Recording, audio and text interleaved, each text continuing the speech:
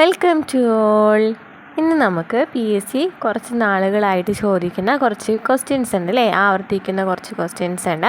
അപ്പോൾ നമുക്ക് ആ ക്വസ്റ്റ്യനിലേക്ക് പോകാം. നമ്മുടെ ഈ ക്ലാസ്സുകൾ ഇഷ്ടമാണെന്നുണ്ടെങ്കിൽ സപ്പോർട്ട് ചെയ്യാം കേട്ടോ. അപ്പോൾ നമ്മുടെ ചാനൽ അതുപോലെ തന്നെ SCERT ക്ലാസ്സുകളൊക്കെ ചെയ്യുന്നുണ്ട്. അപ്പോൾ നമുക്ക് ഇന്നത്തെ ക്ലാസ്സിലേക്ക് പോകാം. എന്താണ് ഫസ്റ്റ് ക്വസ്റ്റ്യൻ എന്ന് പറയുന്നത്? താഴെ തന്നിരിക്കുന്നവയിൽ ദാദാഭായ് നവറോജിയുമായി ബന്ധമില്ലാത്ത പ്രസ്താവനകൾ ഏതൊക്കെയാണ് അല്ലേ? ദാദാഭായ് നവറോജിനെ കുറിച്ച് പറയുകയാണെന്നുണ്ടെങ്കിൽ എന്തൊക്കെയാണ്? ചോർച്ചാസ് എന്താണെന്നല്ലേ, അതാണല്ലോ മെയിനായിട്ട് ഇപ്പോൾ ചോദിക്കാറുള്ളത്. നമ്മൾ കഴിഞ്ഞ ക്വസ്റ്റ്യൻ പേപ്പറും പ്രീവിയസ് ക്വസ്റ്റ്യൻ പേപ്പർ നമ്മൾ ആൻസർ ചെയ്തിട്ടുണ്ടായിരുന്നല്ലോ അല്ലേ. അപ്പോൾ നമുക്ക് അതിനും കണ്ടിട്ടുണ്ടായിരുന്നല്ലോ, ഈ ക്വസ്റ്റ്യൻ കണ്ടിട്ടുണ്ടായിരുന്നല്ലോ അല്ലേ. ഇത് സ്റ്റേറ്റ്മെൻ്റ് ആയിട്ട് ചോദിച്ചെന്ന് മാത്രമേ ഉള്ളൂ അല്ലേ, ഡിഫറൻസ് എന്ന് പറയുന്നത്. അപ്പോൾ നോക്കിയേ, ചോർച്ചാ സിദ്ധാന്തത്തിൻ്റെ ഉപജ്ഞാതാവാണ് അല്ലേ. ചോർച്ചാ സിദ്ധാന്തത്തിൻ്റെ ഉപജ്ഞാതാവാണ് ആര്? ദാദാഭായ് നവറോജി എന്ന് പറയുന്നത്. അതുപോലെ തന്നെ എന്താണ്? Poverty and un-British rule India എന്ന പുസ്തകം രചിച്ചത് ആരാണ്? Poverty and un-British rule India എന്ന പുസ്തകം രചിച്ചത് ആരാണ്? ദാദാഭായ് നവറോജിയാണ്. ഇന്ത്യയുടെ വന്ധ്യവയോധികൻ എന്നറിയപ്പെടുന്നത് ആരാണ്? ദാദാഭായ് നവറോജിയാണ് ഇന്ത്യയുടെ വന്ധ്യവയോധികൻ എന്നറിയപ്പെടുന്നത്. അപ്പോൾ ഇന്ത്യൻ നാഷണൽ കോൺഗ്രസിൻ്റെ സ്ഥാപകൻ ആരാണ്? ഇന്ത്യൻ നാഷണൽ കോൺഗ്രസിൻ്റെ സ്ഥാപകൻ എന്ന് പറയുന്നത് ആരാണ്?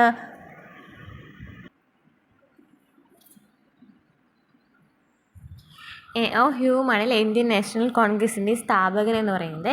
A.O. ഹ്യൂം ആണ് കേട്ടോ. ഹ്യൂമാണ് ഇന്ത്യൻ നാഷണൽ കോൺഗ്രസിൻ്റെ സ്ഥാപകൻ എന്ന് പറയുന്നത്. പക്ഷെ എന്തുകൊണ്ടായിരിക്കണം ദാദാഭായ് നവറോജിയുമായി ബന്ധപ്പെട്ടപ്പോൾ ഈ ANC സ്ഥാപകൻ എന്ന് ചോദിച്ചിട്ടുണ്ടായിരിക്കുക? എന്തായിരിക്കും? INC പഠിച്ചവർക്ക് അറിയാമല്ലേ, നമ്മുടെ ഈ ഇന്ത്യൻ നാഷണൽ കോൺഗ്രസ് എന്ന് പറയുന്ന പേരാക്കിയിട്ടുള്ളതല്ലേ, ആ പേര് നിർദ്ദേശിച്ചത് ദാദാഭായ് നവറോജിയാണ്. അത് കാരണമാണ് നമുക്ക് ആ ക്വസ്റ്റ്യനിലും അതുപോലെ തന്നെ ഒരു ഓപ്ഷൻ വന്നേക്കണേ അല്ലേ. അപ്പോൾ അത് പഠിച്ച് നന്നായി ഡീറ്റെയിൽ ആയിട്ട് പഠിച്ചിട്ടുള്ള പിള്ളേർക്കും ചെറിയ കൺഫ്യൂഷൻ വരണമല്ലോ, അതിന് വേണ്ടിയിട്ടാണ് അദ്ദേഹത്തെ കുറിച്ചിട്ടും പേര് നൽകിയിരിക്കുന്നത്. അപ്പോൾ ആദ്യമായിട്ട് INC എന്ന പേര് നിർദ്ദേശിക്കുന്നത് ദാദാഭായ് നവറോജി ആയിരുന്നു കേട്ടോ. അപ്പോൾ നമുക്ക് നോക്കാം. ചോർച്ചാ സിദ്ധാന്തത്തിൻ്റെ ഉപജ്ഞാതാവാണ്. അതുപോലെ തന്നെ poverty and un-British rule in India എന്ന പുസ്തകം രചിച്ചു. ഇന്ത്യയുടെ വന്ധ്യവയോധികൻ എന്നൊക്കെ അറിയപ്പെടുന്നു. അപ്പോൾ ഇതിൽ ഏതാണ് തെറ്റെന്ന് പറയുന്നത് നമ്മൾ പറഞ്ഞു അല്ലേ, ഇന്ത്യൻ നാഷണൽ കോൺഗ്രസിൻ്റെ സ്ഥാപകൻ A.O. ഹ്യൂമാണ്. ഓക്കെ ആണല്ലോ. Next question. സ്വാതന്ത്ര്യം എൻ്റെ ജന്മാവകാശമാണ്, ഞാനത് നേടുക തന്നെ ചെയ്യുമെന്ന് പ്രഖ്യാപിച്ച സ്വാതന്ത്ര്യ സമര സേനാനി ആരാണ്? സ്വാതന്ത്ര്യം എൻ്റെ ജന്മാവകാശമാണ്, ഞാനത് നേടുക തന്നെ ചെയ്യുമെന്ന് പറഞ്ഞ ആരാണ്? നോക്കി, ഞാൻ പഠിച്ചിരിക്കുന്നത് എങ്ങനെയാണെന്ന് വെച്ചാൽ ജന്മാവകാശം എന്നല്ലേ പറഞ്ഞിരിക്കുന്നത്. അപ്പോൾ ജനിക്കുന്നവരൊക്കെ ബാലന്മാരാണ് അല്ലെങ്കിൽ ശിശുക്കളല്ലേ, അപ്പോൾ നമ്മൾ ബാലന്മാരെന്നാക്കി. അപ്പോൾ ബാലഗംഗാധര തിലകാണ് കേട്ടോ സ്വാതന്ത്ര്യം എൻ്റെ ജന്മാവകാശമാണ്, ഞാനത് നേടുക തന്നെ ചെയ്യുമെന്ന് പറയുന്നത്. അപ്പോൾ ഇങ്ങനത്തെ കുറേ കോഡ്സുകളൊക്കെ പഠിക്കാനായിട്ട് കുറച്ച് ബുദ്ധിമുട്ടുണ്ടായിരിക്കുമല്ലോ. അപ്പോൾ എനിക്കും ഇങ്ങനെ കുറേ കൺഫ്യൂഷൻ വരുന്ന കാരണം ഞാൻ ചെറിയൊരു കോഡ് ഉണ്ടാക്കിയതാണ് കേട്ടോ അത്. ഓക്കെ ആണല്ലോ. അപ്പോൾ നെക്സ്റ്റ് എന്ന് പറയുന്നത് ആരാണ്? നമുക്ക് നോക്കി, ലാൽ പാൽ ബാൽ ആരായിരുന്നു? ലാൽ പാൽ ബാൽ കൂട്ടുകെട്ട് എന്ന് പറയുന്നത് ഏതായിരുന്നു? ഏത് കാലഘട്ടത്തെയാണ് ലാൽ പാൽ ബാൽ കൂട്ടുകെട്ട് എന്ന് പറയുന്നത്? കമൻറ്റ് ചെയ്യും കേട്ടോ. ലാൽ പാൽ ബാൽ കൂട്ടുകെട്ട് എന്ന് പറയുന്നത് ഏത് കാലഘട്ടമാണ്? 3 കാലഘട്ടമുണ്ട് അല്ലേ. മിതവാദി, തീവ്രവാദി എന്നൊക്കെ പറയുന്ന കാലഘട്ടങ്ങളുണ്ട്. ഗാന്ധിയൻ ആശയങ്ങളും അങ്ങനെ 3 ഘട്ടങ്ങളാണ് ഉള്ളത്. ഇതിൽ മിതവാദിയാണോ തീവ്രവാദിയാണോ ഇവർ പെടുക? നമുക്ക് നെക്സ്റ്റ് ക്വസ്റ്റ്യൻ നോക്കാം. താഴെ തന്നിരിക്കുന്നവയിൽ 1857 ഒന്നാം സ്വാതന്ത്ര്യ സമരത്തിൻ്റെ പ്രധാന കാരണങ്ങൾ എന്തൊക്കെയാണ്? 1857 ഒന്നാം സ്വാതന്ത്ര്യ സമരം എന്ന് പറയുന്നത് എന്താണല്ലേ? 1857 ഒന്നാം സ്വാതന്ത്ര്യ സമരത്തെ കുറിച്ചിട്ട് എല്ലാ ക്വസ്റ്റ്യൻ പേപ്പറിലും ചോദിക്കുന്നുണ്ട്. കഴിഞ്ഞ ക്വസ്റ്റ്യൻ പേപ്പറിൽ നമ്മൾ എന്തായിരുന്നു കണ്ടിട്ടുണ്ടായിരുന്നത്? ഓരോരുത്തരും ഏത് സ്ഥലങ്ങളിൽ നിന്നുള്ളവരായിരുന്നു എന്നല്ലേ കണ്ടിട്ടുണ്ടായിരുന്നത്. ഇന്ന് ചോദിച്ചേക്കണം നോക്കിയേ, പ്രധാന കാരണങ്ങൾ ഏതൊക്കെയാണെന്നല്ലേ. 1857 ഒന്നാം സ്വാതന്ത്ര്യ സമരത്തിൻ്റെ പ്രധാന കാരണങ്ങൾ ഏതൊക്കെയാണെന്നല്ലേ ചോദിച്ചിരിക്കുന്നത്. അപ്പോൾ നമുക്ക് നോക്കാം ഏതൊക്കെയാണ് കാരണങ്ങൾ എന്ന് പറയുന്നത്.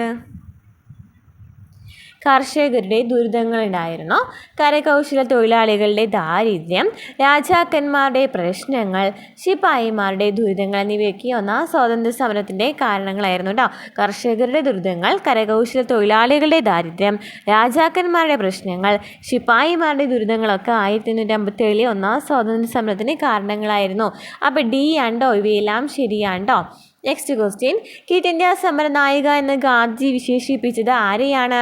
ക്വിറ്റ് ഇന്ത്യ സമരനായിക എന്ന് ഗാന്ധിജി വിശേഷിപ്പിച്ചത് ആരെയാണ്? അരുണ അസഫ് അലീനെ വിശേഷിപ്പിച്ചത്. നോക്കിയേ, അരുണ അസഫ് അലീനെയാണോ ക്വിറ്റ് ഇന്ത്യ സമരനായിക എന്ന് വിശേഷിപ്പിച്ചത്? അതെ അല്ലേ. അപ്പോൾ ക്വിറ്റ് ഇന്ത്യ സമര നായകൻ ആരാണ്? ജയപ്രകാശ് നാരായൺ ജയപ്രകാശ് നാരായണാണ് ക്വിറ്റ് ഇന്ത്യ സമര നായകൻ എന്ന് പറയുന്നത്. ജയപ്രകാശ് നാരായൺ. ഓക്കെ. ഇനി ഇന്ത്യൻ റിപ്പബ്ലിക്കൻ ആർമി രൂപീകരിച്ചത് ആരാണ്? ഇന്ത്യൻ റിപ്പബ്ലിക്കൻ ആർമി രൂപീകരിച്ചത് ആരാണ്? സൂര്യാസെനാണ് ഇന്ത്യൻ റിപ്പബ്ലിക്കൻ ആർമി രൂപീകരിച്ചത്.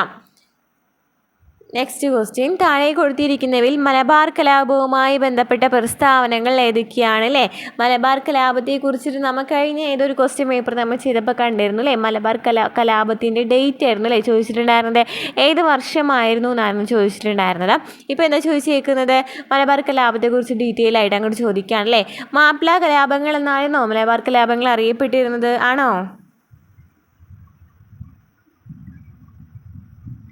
അതെ അല്ലേ, മാപ്പിള കലാപങ്ങൾ എന്നാണ് മലബാർ കലാപത്തെ അറിയപ്പെട്ടിരുന്നത്. അതുപോലെ തന്നെ മലബാർ സ്പെഷ്യൽ പോലീസ് എന്ന ഒരു പ്രത്യേക വിഭാഗം പോലീസ് സേനയെ കലാപങ്ങൾ അടിച്ചമർത്താൻ രൂപീകരിച്ചിട്ടുണ്ടായിരുന്നു. അപ്പോൾ ഈ കലാപങ്ങൾ അടിച്ചമർത്താനായിട്ട് രൂപീകരിച്ചത് എന്താണ്? മലബാർ സ്പെഷ്യൽ പോലീസ് എന്ന് പറയുന്ന ഒരു സ്പെഷ്യൽ പോലീസ് സേനയെ രൂപീകരിച്ചിട്ടുണ്ടായിരുന്നു. ഇനി കലാപങ്ങളെക്കുറിച്ച് പഠിക്കുവാനായിട്ട് ഏത് കമ്മീഷനായിരുന്നു നിയമിച്ചിട്ടുണ്ടായിരുന്നത്? William Logan commission. കലാപങ്ങളെക്കുറിച്ച് പഠിക്കുവാനായിട്ട് വില്യം ലോഗൻ കമ്മീഷനെ നിയമിച്ചു. ബ്രിട്ടീഷുകാരുടെ തെറ്റായ നികുതി നയമാണ് കലാപത്തിന് കാരണമെന്ന് പറഞ്ഞു അല്ലേ. ബ്രിട്ടീഷുകാരുടെ തെറ്റായ നികുതി നയം തന്നെയായിരുന്നു കലാപത്തിന് കാരണമെന്ന് പറയുന്നത്. അപ്പോൾ എന്തൊക്കെയാണ് മലബാർ കലാപത്തെക്കുറിച്ച് പറഞ്ഞത് നോക്കി. ഇതൊക്കെ ശരിയാണ്. 1, 2, 3, 4 ശരിയാണ്. മാപ്പിള കലാപങ്ങൾ എന്നറിയപ്പെടുന്നു. മലബാർ സ്പെഷ്യൽ പോലീസ് എന്നൊരു പ്രത്യേക വിഭാഗം പോലീസ് സേനയെ കലാപങ്ങൾ അടിച്ചമർത്താനായിട്ട് രൂപീകരിച്ചു. കലാപങ്ങളെക്കുറിച്ച് പഠിക്കുവാനായിട്ട് വില്യം ലോഗൻ കമ്മീഷനെ നിയമിച്ചു. അങ്ങനെ വില്യം ലോഗൻ കമ്മീഷൻ കണ്ടുപിടിക്കുകയാണ് ഈ മലബാർ കലാപം ഉണ്ടാകുന്നതിന് കാരണം എന്താണ്? ബ്രിട്ടീഷുകാരുടെ തെറ്റായ നികുതി നയമാണെന്ന്. നെക്സ്റ്റ് ക്വസ്റ്റ്യൻ, കാലഗണനയനുസരിച്ച് ക്രമപ്പെടുത്തുക എന്നാണ് നെക്സ്റ്റ് ക്വസ്റ്റ്യൻ. നോക്കി. ഈ ക്വസ്റ്റ്യൻ്റെ പ്രത്യേകത എന്താണ്? നമ്മൾ കഴിഞ്ഞ ക്വസ്റ്റ്യൻ പേപ്പർ കുറച്ച് നാളായിട്ട് കുറച്ച് പ്രീവിയസ് ക്വസ്റ്റ്യൻ പേപ്പർ ആൻസർ ചെയ്യുന്നുണ്ടായിരുന്നല്ലോ. അപ്പോൾ അതിൽ നിന്നും വരുന്ന കുറച്ച് ക്വസ്റ്റ്യൻസ് വന്നിട്ടുണ്ട്. നോക്കി. കുണ്ടറ വിളംബരം ചോദിച്ചിട്ടുണ്ടായിരുന്നു അല്ലേ. അതുപോലെ തന്നെ നിവർത്തന പ്രക്ഷോഭം നമ്മൾ കഴിഞ്ഞ ക്വസ്റ്റ്യൻ പേപ്പറിൽ കണ്ടിട്ടുണ്ടായിരുന്നു. മലയാളി മെമ്മോറിയൽ ചോദിച്ചിട്ടുണ്ടായിരുന്നു അല്ലേ. അതുപോലെ തന്നെ ഗുരുവായൂർ സത്യാഗ്രഹം, ക്ഷേത്ര പ്രവേശന വിളംബരം, അതുപോലെ തന്നെ കുറിച്യ കലാപമൊക്കെ ഈ അടുത്ത് ചോദിച്ചിട്ടുണ്ടായിരുന്നു അല്ലേ. അപ്പോൾ ഇത്രയൊക്കെ നന്നായിട്ട് ഇമ്പോർട്ടൻസ് ആണ് കേട്ടോ. അപ്പോൾ നന്നായി പഠിച്ചു വയ്ക്കാം.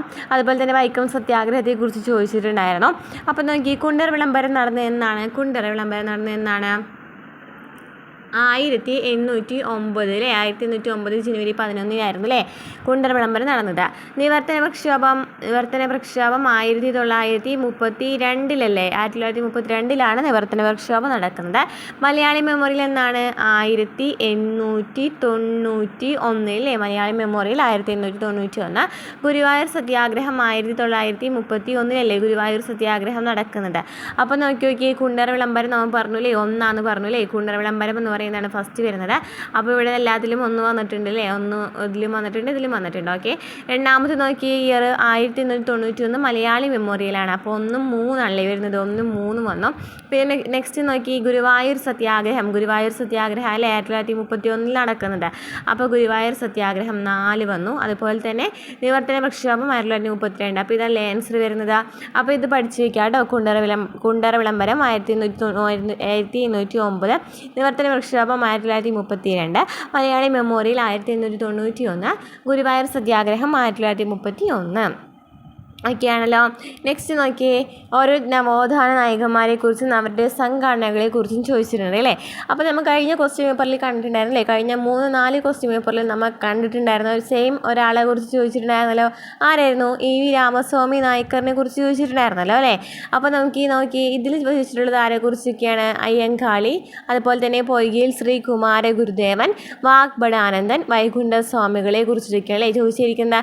ഈ വൈകുണ്ഠസ്വാമികളെ കുറിച്ചിട്ട് കഴിഞ്ഞ പേപ്പറിൽ നമ്മൾ കണ്ടിട്ടുണ്ടായിരുന്നേ. വൈകുണ്ഠസ്വാമികളെ കുറിച്ചിട്ടും അതുപോലെ തന്നെ വാഗ്ഭടാനന്ദനെ കുറിച്ചില്ലേ, ആത്മവിദ്യാസംഘം എഴുതിയ വാഗ്ഭടാനന്ദനെ കുറിച്ചും ചോദിച്ചിട്ടുണ്ടായിരുന്നു. ഓക്കെയാണല്ലോ. അപ്പോൾ നമുക്ക് നോക്കാം. അതുപോലെ അയ്യങ്കാളിനെ കണ്ടിട്ടുണ്ടായിരുന്നല്ലോ അല്ലേ. അയ്യങ്കാളി എന്തിലായിരുന്നു ചോദിച്ചിട്ടുണ്ടായിരുന്നത്? കല്ലുമാല സമരം എന്ന് പറയുന്നത് അല്ലേ അയ്യങ്കാളി ചോദിച്ചിട്ടുണ്ടായിരുന്നു അല്ലേ. ഓക്കെ. അപ്പോൾ നോക്കിയേ, ഇതിൽ ഓരോരുത്തരും ഓരോന്ന് ഏതിലാണ് വരുന്നത് നമുക്ക് നോക്കാം. ആരാണ് അയ്യങ്കാളി? നോക്കിയേ, അയ്യങ്കാളി ഏതിലായിരിക്കും വരുന്നുണ്ടായിരിക്കുക? സാധുജന പരിപാലന സംഘമായിരിക്കുമല്ലോ അല്ലേ. അല്ലേ? സാധുജന പരിപാലന സംഘമാണ് അയ്യങ്കാളിയുടെ വരുന്നത്. സാധുജന പരിപാലന സംഘമാണ്. ഇനി പൊയ്കയിൽ ശ്രീ കുമാര ഗുരുദേവൻ. പൊയ്കയിൽ ശ്രീ കുമാര ഗുരുദേവൻ ഏതാണ്? പ്രത്യക്ഷ രക്ഷാ ദൈവസഭയാണ് അല്ലേ? പ്രത്യക്ഷ രക്ഷാ ദൈവസഭയാണ് വരാ. വാഗ്ഭടാനന്ദൻ നമുക്ക് ഈ കഴിഞ്ഞ ക്വസ്റ്റ്യൻ പേപ്പറിൽ കൂടി കണ്ടതാണ്. വാഗ്ഭടാനന്ദൻ ആരായിരുന്നു? ആത്മവിദ്യാസംഘമായിരുന്നു അല്ലേ? വാഗ്ഭടാനന്ദൻ ആത്മവിദ്യാസംഘം. വൈകുണ്ഠസ്വാമികൾ സമത്വ സമാജം. അപ്പം അയ്യങ്കാളി ഏതാണ് പറഞ്ഞത് നമ്മെ? സാധുജന പരിപാലന സംഘം. നോക്കി ഇതിലേതാ വരുന്നത്? ഇതിൽ ഏതാണ് ആൻസർ വരുന്നത്? ഓപ്ഷനിൽ ഏതാണ് വരുന്നത് ആൻസർ? അയ്യങ്കാളി വരുന്നത് സാധുജന പരിപാലന സംഘമാണ്. അപ്പോൾ 1, 2 വന്നു അല്ലേ? അതുപോലെ തന്നെ ഉണ്ട് പൊയ്കയിൽ ശ്രീ കുമാര ഗുരുദേവൻ നമ്മൾ പറഞ്ഞു. പ്രത്യക്ഷ രക്ഷാ ദൈവസഭ എന്ന് പറഞ്ഞു. 3, 4 വാഗ്ഭടാനന്ദൻ ആത്മവിദ്യാസംഘം അല്ലേ? അപ്പോൾ ഓക്കെ ആണല്ലോ. അപ്പോൾ അയ്യങ്കാളി സാധുജന പരിപാലന സംഘം, പൊയ്കയിൽ ശ്രീ കുമാര ഗുരുദേവൻ പ്രത്യക്ഷ രക്ഷാ ദൈവസഭ, വാഗ്ഭടാനന്ദൻ ആത്മവിദ്യാസംഘം, വൈകുണ്ഠസ്വാമികൾ സമത്വ സമാജം. നെക്സ്റ്റ് ക്വസ്റ്റ്യൻ നോക്കിയേ. ഇത് ഈ ചട്ടമ്പി സ്വാമികളെ കുറിച്ചിട്ട് നമ്മൾ ചോദിച്ചിട്ടുണ്ട് അല്ലേ? ഈ സെയിം ക്വസ്റ്റ്യൻ തന്നെ ഓൾറെഡി ചോദിച്ചിട്ടുണ്ട്. താഴെ കൊടുത്തിരിക്കുന്നവയിൽ ചട്ടമ്പി സ്വാമികൾ രചിച്ച കൃതി ഏതാണ്? വേദാധികാര നിരൂപണം ഉണ്ടോ? വേദാധികാര നിരൂപണം ഇമ്പോർട്ടൻ്റ് ആണ്, പഠിച്ച് വയ്ക്കാട്ടെ. നമ്മൾ ഈ ക്വസ്റ്റ്യൻ പേപ്പർ ആൻസർ ചെയ്യുമ്പോൾ നമുക്ക് കഴിഞ്ഞ ക്വസ്റ്റ്യൻ പേപ്പറുകളിലൊക്കെ വന്ന് ആവർത്തിച്ച ക്വസ്റ്റ്യൻസ് നമുക്ക് കാണാനായിട്ട് പറ്റും. അപ്പോൾ നമുക്ക് ഇനിയുള്ള എക്സാമുകളിലും നമുക്ക് ആ ഒരു ഭാഗം നന്നായിട്ട് വൃത്തിയായിട്ട് പഠിച്ച് വയ്ക്കാം കേട്ടോ. അപ്പോൾ ചട്ടമ്പി സ്വാമികളുടെ കൃതി വേദാധികാര നിരൂപണമാണ്. ഇത് നമുക്ക് കുറേ ഓപ്ഷനിൽ കണ്ടിട്ടുണ്ട് അല്ലേ? ശ്രീനാരായണ ഗുരുവിൻ്റെ കൃതികൾ നൽകിയിട്ട് ചിലപ്പോൾ വേദാധികാര നിരൂപണം നൽകിയും. കഴിഞ്ഞ പ്രിലിംസിൽ ഇതുപോലെ തന്നെയായിരുന്നു ക്വസ്റ്റ്യൻ. ശ്രീനാരായണ ഗുരുവിൻ്റെ കൃതികൾ ഏതെന്ന് ചോദിച്ചു. കൃതി എല്ലാത്ത ഏതെന്ന് ചോദിച്ചിട്ട് ഈ വേദാധികാര നിരൂപണം ഒരു ഓപ്ഷനായിട്ട് ഇട്ടിട്ടുണ്ടായിരുന്നു. അപ്പോൾ ചട്ടമ്പി സ്വാമികളുടെ വേദാധികാര നിരൂപണമാണെന്ന് പഠിച്ചു വയ്ക്കുക. അതുപോലെ തന്നെ കഴിഞ്ഞ പ്രിലിംസിന് മുമ്പ് ലാസ്റ്റ് ഗ്രേഡിനൊക്കെ നമ്മൾ ഈ ക്വസ്റ്റ്യൻ തന്നെ കണ്ടിട്ടുണ്ട് കേട്ടോ. പിന്നെ നോക്കിയാൽ LDCയിലും ചോദിച്ചിട്ടുണ്ട്. അപ്പോൾ നോക്കാം. നെക്സ്റ്റ് ക്വസ്റ്റ്യൻ, വൈക്കം സത്യാഗ്രഹവുമായി ബന്ധപ്പെട്ട പ്രസ്താവനകളിൽ ശരിയായത് ഏതൊക്കെയാണ്? അപ്പോൾ നമ്മൾ പറഞ്ഞല്ലേ വൈക്കം സത്യാഗ്രഹം ഇമ്പോർട്ടൻ്റ് ആണ്. വൈക്കം സത്യാഗ്രഹം പഠിക്കാണ്ട് എന്തായാലും പോകരുത്. കാരണം ഇപ്പോൾ നടന്ന എല്ലാ എക്സാമുകളിലും വൈക്കം സത്യാഗ്രഹം ചോദിച്ചിട്ടുണ്ട്, ഒരു ക്വസ്റ്റ്യൻ എങ്കിലും ഉണ്ടായിട്ടുണ്ട് കേട്ടോ. അപ്പോൾ വൈക്കം സത്യാഗ്രഹം പഠിച്ചു വയ്ക്കാം. വൈക്കം സത്യാഗ്രഹവുമായി ബന്ധപ്പെട്ട പ്രസ്താവനകളിൽ ശരിയായത് ഏതൊക്കെയാണ്?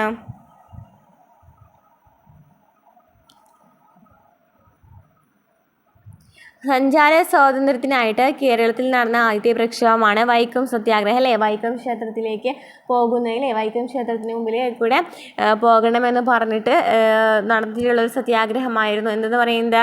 വൈക്കം സത്യാഗ്രഹം. TK മാധവനായിരുന്നു നേതൃത്വം നൽകിയത് അല്ലേ? TK മാധവനായിരുന്നു നേതൃത്വം നൽകിയത്. മന്നത്ത് പത്മനാഭൻ സവർണജാഥ നയിച്ചിട്ടുണ്ടല്ലോ വൈക്കം സത്യാഗ്രഹവുമായി ബന്ധപ്പെട്ടിട്ട്. മന്നത്ത് പത്മനാഭൻ സവർണജാഥ നയിച്ചിട്ടുണ്ടോ? ഉണ്ടല്ലേ? മന്നത്ത് പത്മനാഭൻ സവർണജാഥ നയിച്ചിട്ടുണ്ട്. AKG വളണ്ടിയർ ക്യാപ്റ്റനായിരുന്നു. ഏത് സത്യാഗ്രഹത്തിലായിരുന്നു? ഗുരുവായൂർ സത്യാഗ്രഹത്തിനായിരുന്നു അല്ലേ? അപ്പോൾ ഇതിലേതാ ശരി വരുന്നത്? സഞ്ചാര സ്വാതന്ത്ര്യത്തിനായിട്ട് കേരളത്തിൽ നടന്ന ആദ്യത്തെ പ്രക്ഷോഭമാണ്. TK മാധവൻ നേതൃത്വം നൽകി.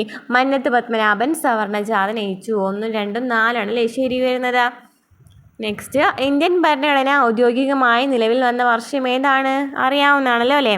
എന്നാണ് വരുന്നത്? 11 ആൻസർ ഏതാണ് വരുന്നത്? 1950 ജനുവരി 26 അല്ലേ? 1950 ജനുവരി 26 റിപ്പബ്ലിക് ഡേ എന്നാണ് അന്ന് തന്നെയല്ലേ ആചരിക്കുന്നത്. അപ്പോൾ അന്ന് തന്നെയാണ് ഭരണഘടന ഔദ്യോഗികമായിട്ട് നിലവിൽ വന്നത്. നെക്സ്റ്റ് ക്വസ്റ്റ്യൻ നോക്കി. കഴിഞ്ഞ ക്വസ്റ്റ്യൻ പേപ്പറിൽ കണ്ടിട്ടുണ്ടായിരുന്നു അല്ലേ? 6 മുതൽ 14 വയസ്സ് വരെയുള്ള എല്ലാ കുട്ടികൾക്കും സൗജന്യവും നിർബന്ധിതവുമായ വിദ്യാഭ്യാസം മൗലികാവകാശമായത് ഏത് ഭരണഘടനാ ഭേദഗതിയിലൂടെയാണ്? നമ്മൾ പറഞ്ഞു അല്ലേ? 2002 86 ഭേദഗതിയിലൂടെയാണ് 6 മുതൽ 14 വയസ്സ് വരെയുള്ള എല്ലാ കുട്ടികൾക്കും സൗജന്യവും നിർബന്ധിതവുമായ വിദ്യാഭ്യാസം മൗലികാവകാശമായത് 2002 86 ഭേദഗതിയാണ്. ഇന്ത്യൻ ഭരണഘടനയുടെ ഏത് ഭാഗത്തിലാണ് മൗലിക കടമകളെക്കുറിച്ച് പ്രതിപാദിക്കുന്നത്? ഇന്ത്യൻ ഭരണഘടനയുടെ ഏത് ഭാഗത്തിലാണ് മൗലിക കടമകളെക്കുറിച്ച് പ്രതിപാദിക്കുന്നത്? നമ്മൾ കഴിഞ്ഞ എത്ര ക്വസ്റ്റ്യൻ പേപ്പർ നമ്മൾ ചെയ്തിട്ടുണ്ടോ എല്ലാ ക്വസ്റ്റ്യൻ പേപ്പറിലും മൗലിക കടമകളെക്കുറിച്ച് ചോദിച്ചിട്ടുണ്ട് അല്ലേ? ഒന്നിൽ എന്തായാലും ചോദിച്ചത് മൗലിക കടമകളുടെ ലക്ഷ്യങ്ങൾ ചോദിച്ചോ. ഒന്നിൽ മൗലിക കടമകൾ ഏതിൽ നിന്നാണ് എടുത്തിട്ടുള്ളത്? നമ്മൾ പറഞ്ഞു റഷ്യയിൽ നിന്നാണ് എടുത്തിട്ടുള്ളതെന്ന്. അപ്പോൾ മൗലിക കടമകൾ റഷ്യയിൽ നിന്നാണ് എടുത്തിട്ടുള്ളത്. സോവിയറ്റ് യൂണിയൻ എന്ന് പറഞ്ഞ ഓപ്ഷനിലൂടെ 2, 3 ക്വസ്റ്റ്യൻ പേപ്പറിൽ നമ്മൾ കണ്ടു അല്ലേ മൗലിക കടമകളെ കുറിച്ചിട്ടാണ്. അപ്പോൾ ഇതെന്താ ചോദിച്ചിരിക്കുന്നത്? ഏത് ഭാഗത്തിൽ നിന്നാണ് എടുത്തേക്കുന്നത് അല്ലേ? മൗലിക കടമകൾ ഏത് ഭാഗത്തിൽ നിന്നാണ് എടുത്തിട്ടുള്ളത്? ഭാഗം 4A അല്ലേ, 4Aയിൽ നിന്നാണ് മൗലിക കടമകൾ എടുത്തിട്ടുള്ളത് അല്ലേ. 10 മൗലിക കടമകളാണ് ഉണ്ടായിരുന്നത്. ഏത് ഭേദഗതി വരുമ്പോൾ ഫസ്റ്റ് തന്നെ ഭരണഘടനാ ഭേദഗതി വരുമ്പോൾ ഉണ്ടായിരുന്നില്ല. എന്നാൽ 1976 42-ാം ഭേദഗതിയിലൂടെയാണ് 10 ഭരണഘടന നിലവിൽ വരുമ്പോൾ ഉണ്ടായിരുന്നില്ല. ഭേദഗതിയിലൂടെയാണ് 10 മൗലിക കടമകൾ കൂട്ടിച്ചേർത്തത്. 11ാമത്തെ മൗലിക കടമയായിരുന്നു 2002 നമ്മൾ മുമ്പത്തെ ക്വസ്റ്റ്യൻ നോക്കിയേ. 2002 86-ാം ഭേദഗതിയിലൂടെയാണ് 6 മുതൽ 14 വയസ്സ് വരെയുള്ള എല്ലാ കുട്ടികൾക്കും സൗജന്യവും നിർബന്ധിതമായ വിദ്യാഭ്യാസ മൗലിക അവകാശമായത്. അങ്ങനെ 11ാമത്തെ മൗലിക കടമ കൂട്ടിച്ചേർക്കുന്നതാണ്. ഏത് ശുപാർശ പ്രകാരമായിരുന്നു, ഏത് കമ്മിറ്റിയായിരുന്നു? സ്വരൺ സിംഗ് കമ്മിറ്റിയുടെ അല്ലേ, സ്വരൺ സിംഗ് കമ്മിറ്റിയുടെ ശുപാർശ പ്രകാരമായിരുന്നു. Part 4A 51A part 4A 51A മൗലിക കടമകളെ കുറിച്ച് പറയുന്നത്.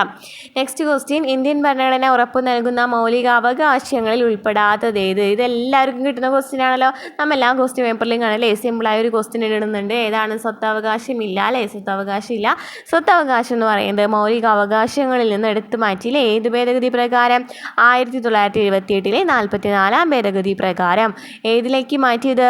പാർട്ട് 12 300A നിയമാവകാശമാക്കി മാറ്റാണ് ചെയ്തത്. Part 12 part 12 300A part 12 300A നിയമാവകാശമാക്കി മാറ്റിയത് സ്വത്തവകാശത്തെ. ഇതിലെ സാംസ്കാരികവും വിദ്യാഭ്യാസപരവുമായ അവകാശം എന്ന് പറയുന്നത് ആർട്ടിക്കിൾ 29 30 വരുന്നത്. ആർട്ടിക്കിൾ 29 30 വരുന്നത്. സമത്വത്തിനുള്ള അവകാശം ഏതിലാണ് വരുന്നത്? ആർട്ടിക്കിൾ 14 മുതൽ 18 വരെയാണ് സമത്വത്തിനുള്ള അവകാശം അല്ലേ. ഇത് നമ്മൾ ഓൾറെഡി എല്ലാ ക്വസ്റ്റ്യൻ പേപ്പറിലും കാണുന്നത്, കാരണം നമ്മൾ ഓൾറെഡി പറഞ്ഞിട്ടുള്ളതാണ് അല്ലേ. എന്നാൽ ഒന്നും കൂടി പറയുകയാണെന്നുണ്ടെങ്കിൽ നിങ്ങൾക്ക് അത്രയ്ക്കും തലയിൽ കയറട്ടെ എന്ന് വെച്ചിട്ടാണ് പറയുന്നത്. ഇനി സ്വാതന്ത്ര്യത്തിനുള്ള അവകാശം എന്ന് പറയുന്നത് ഏതാണ്? സ്വാതന്ത്ര്യത്തിനുള്ള അവകാശം എന്ന് പറയുന്നത് എത്ര വരെയാണ്? 19 മുതൽ 22 വരെയാണ് അല്ലേ സ്വാതന്ത്ര്യത്തിനുള്ള അവകാശം വരുന്നത്.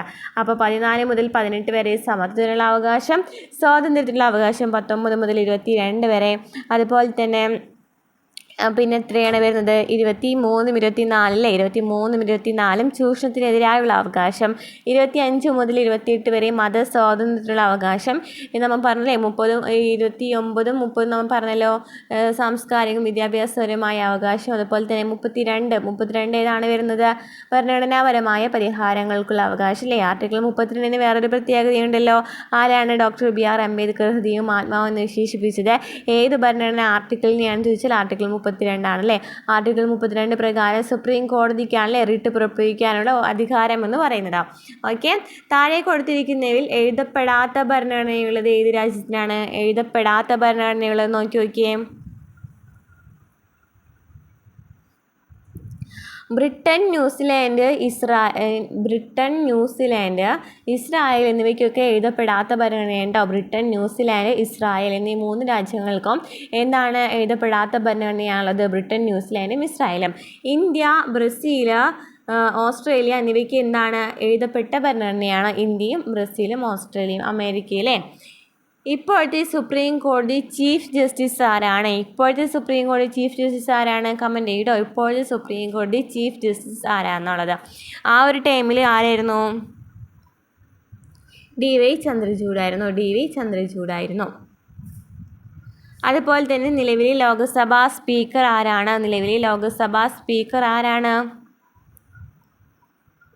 ഓം ബിർള അല്ലേ. ഓം ബിർളയാണ് നിലവിലെ ലോക്സഭാ സ്പീക്കർ എന്ന് പറയുന്നത്.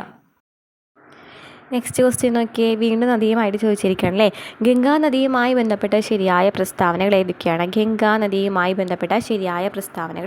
അതിൽ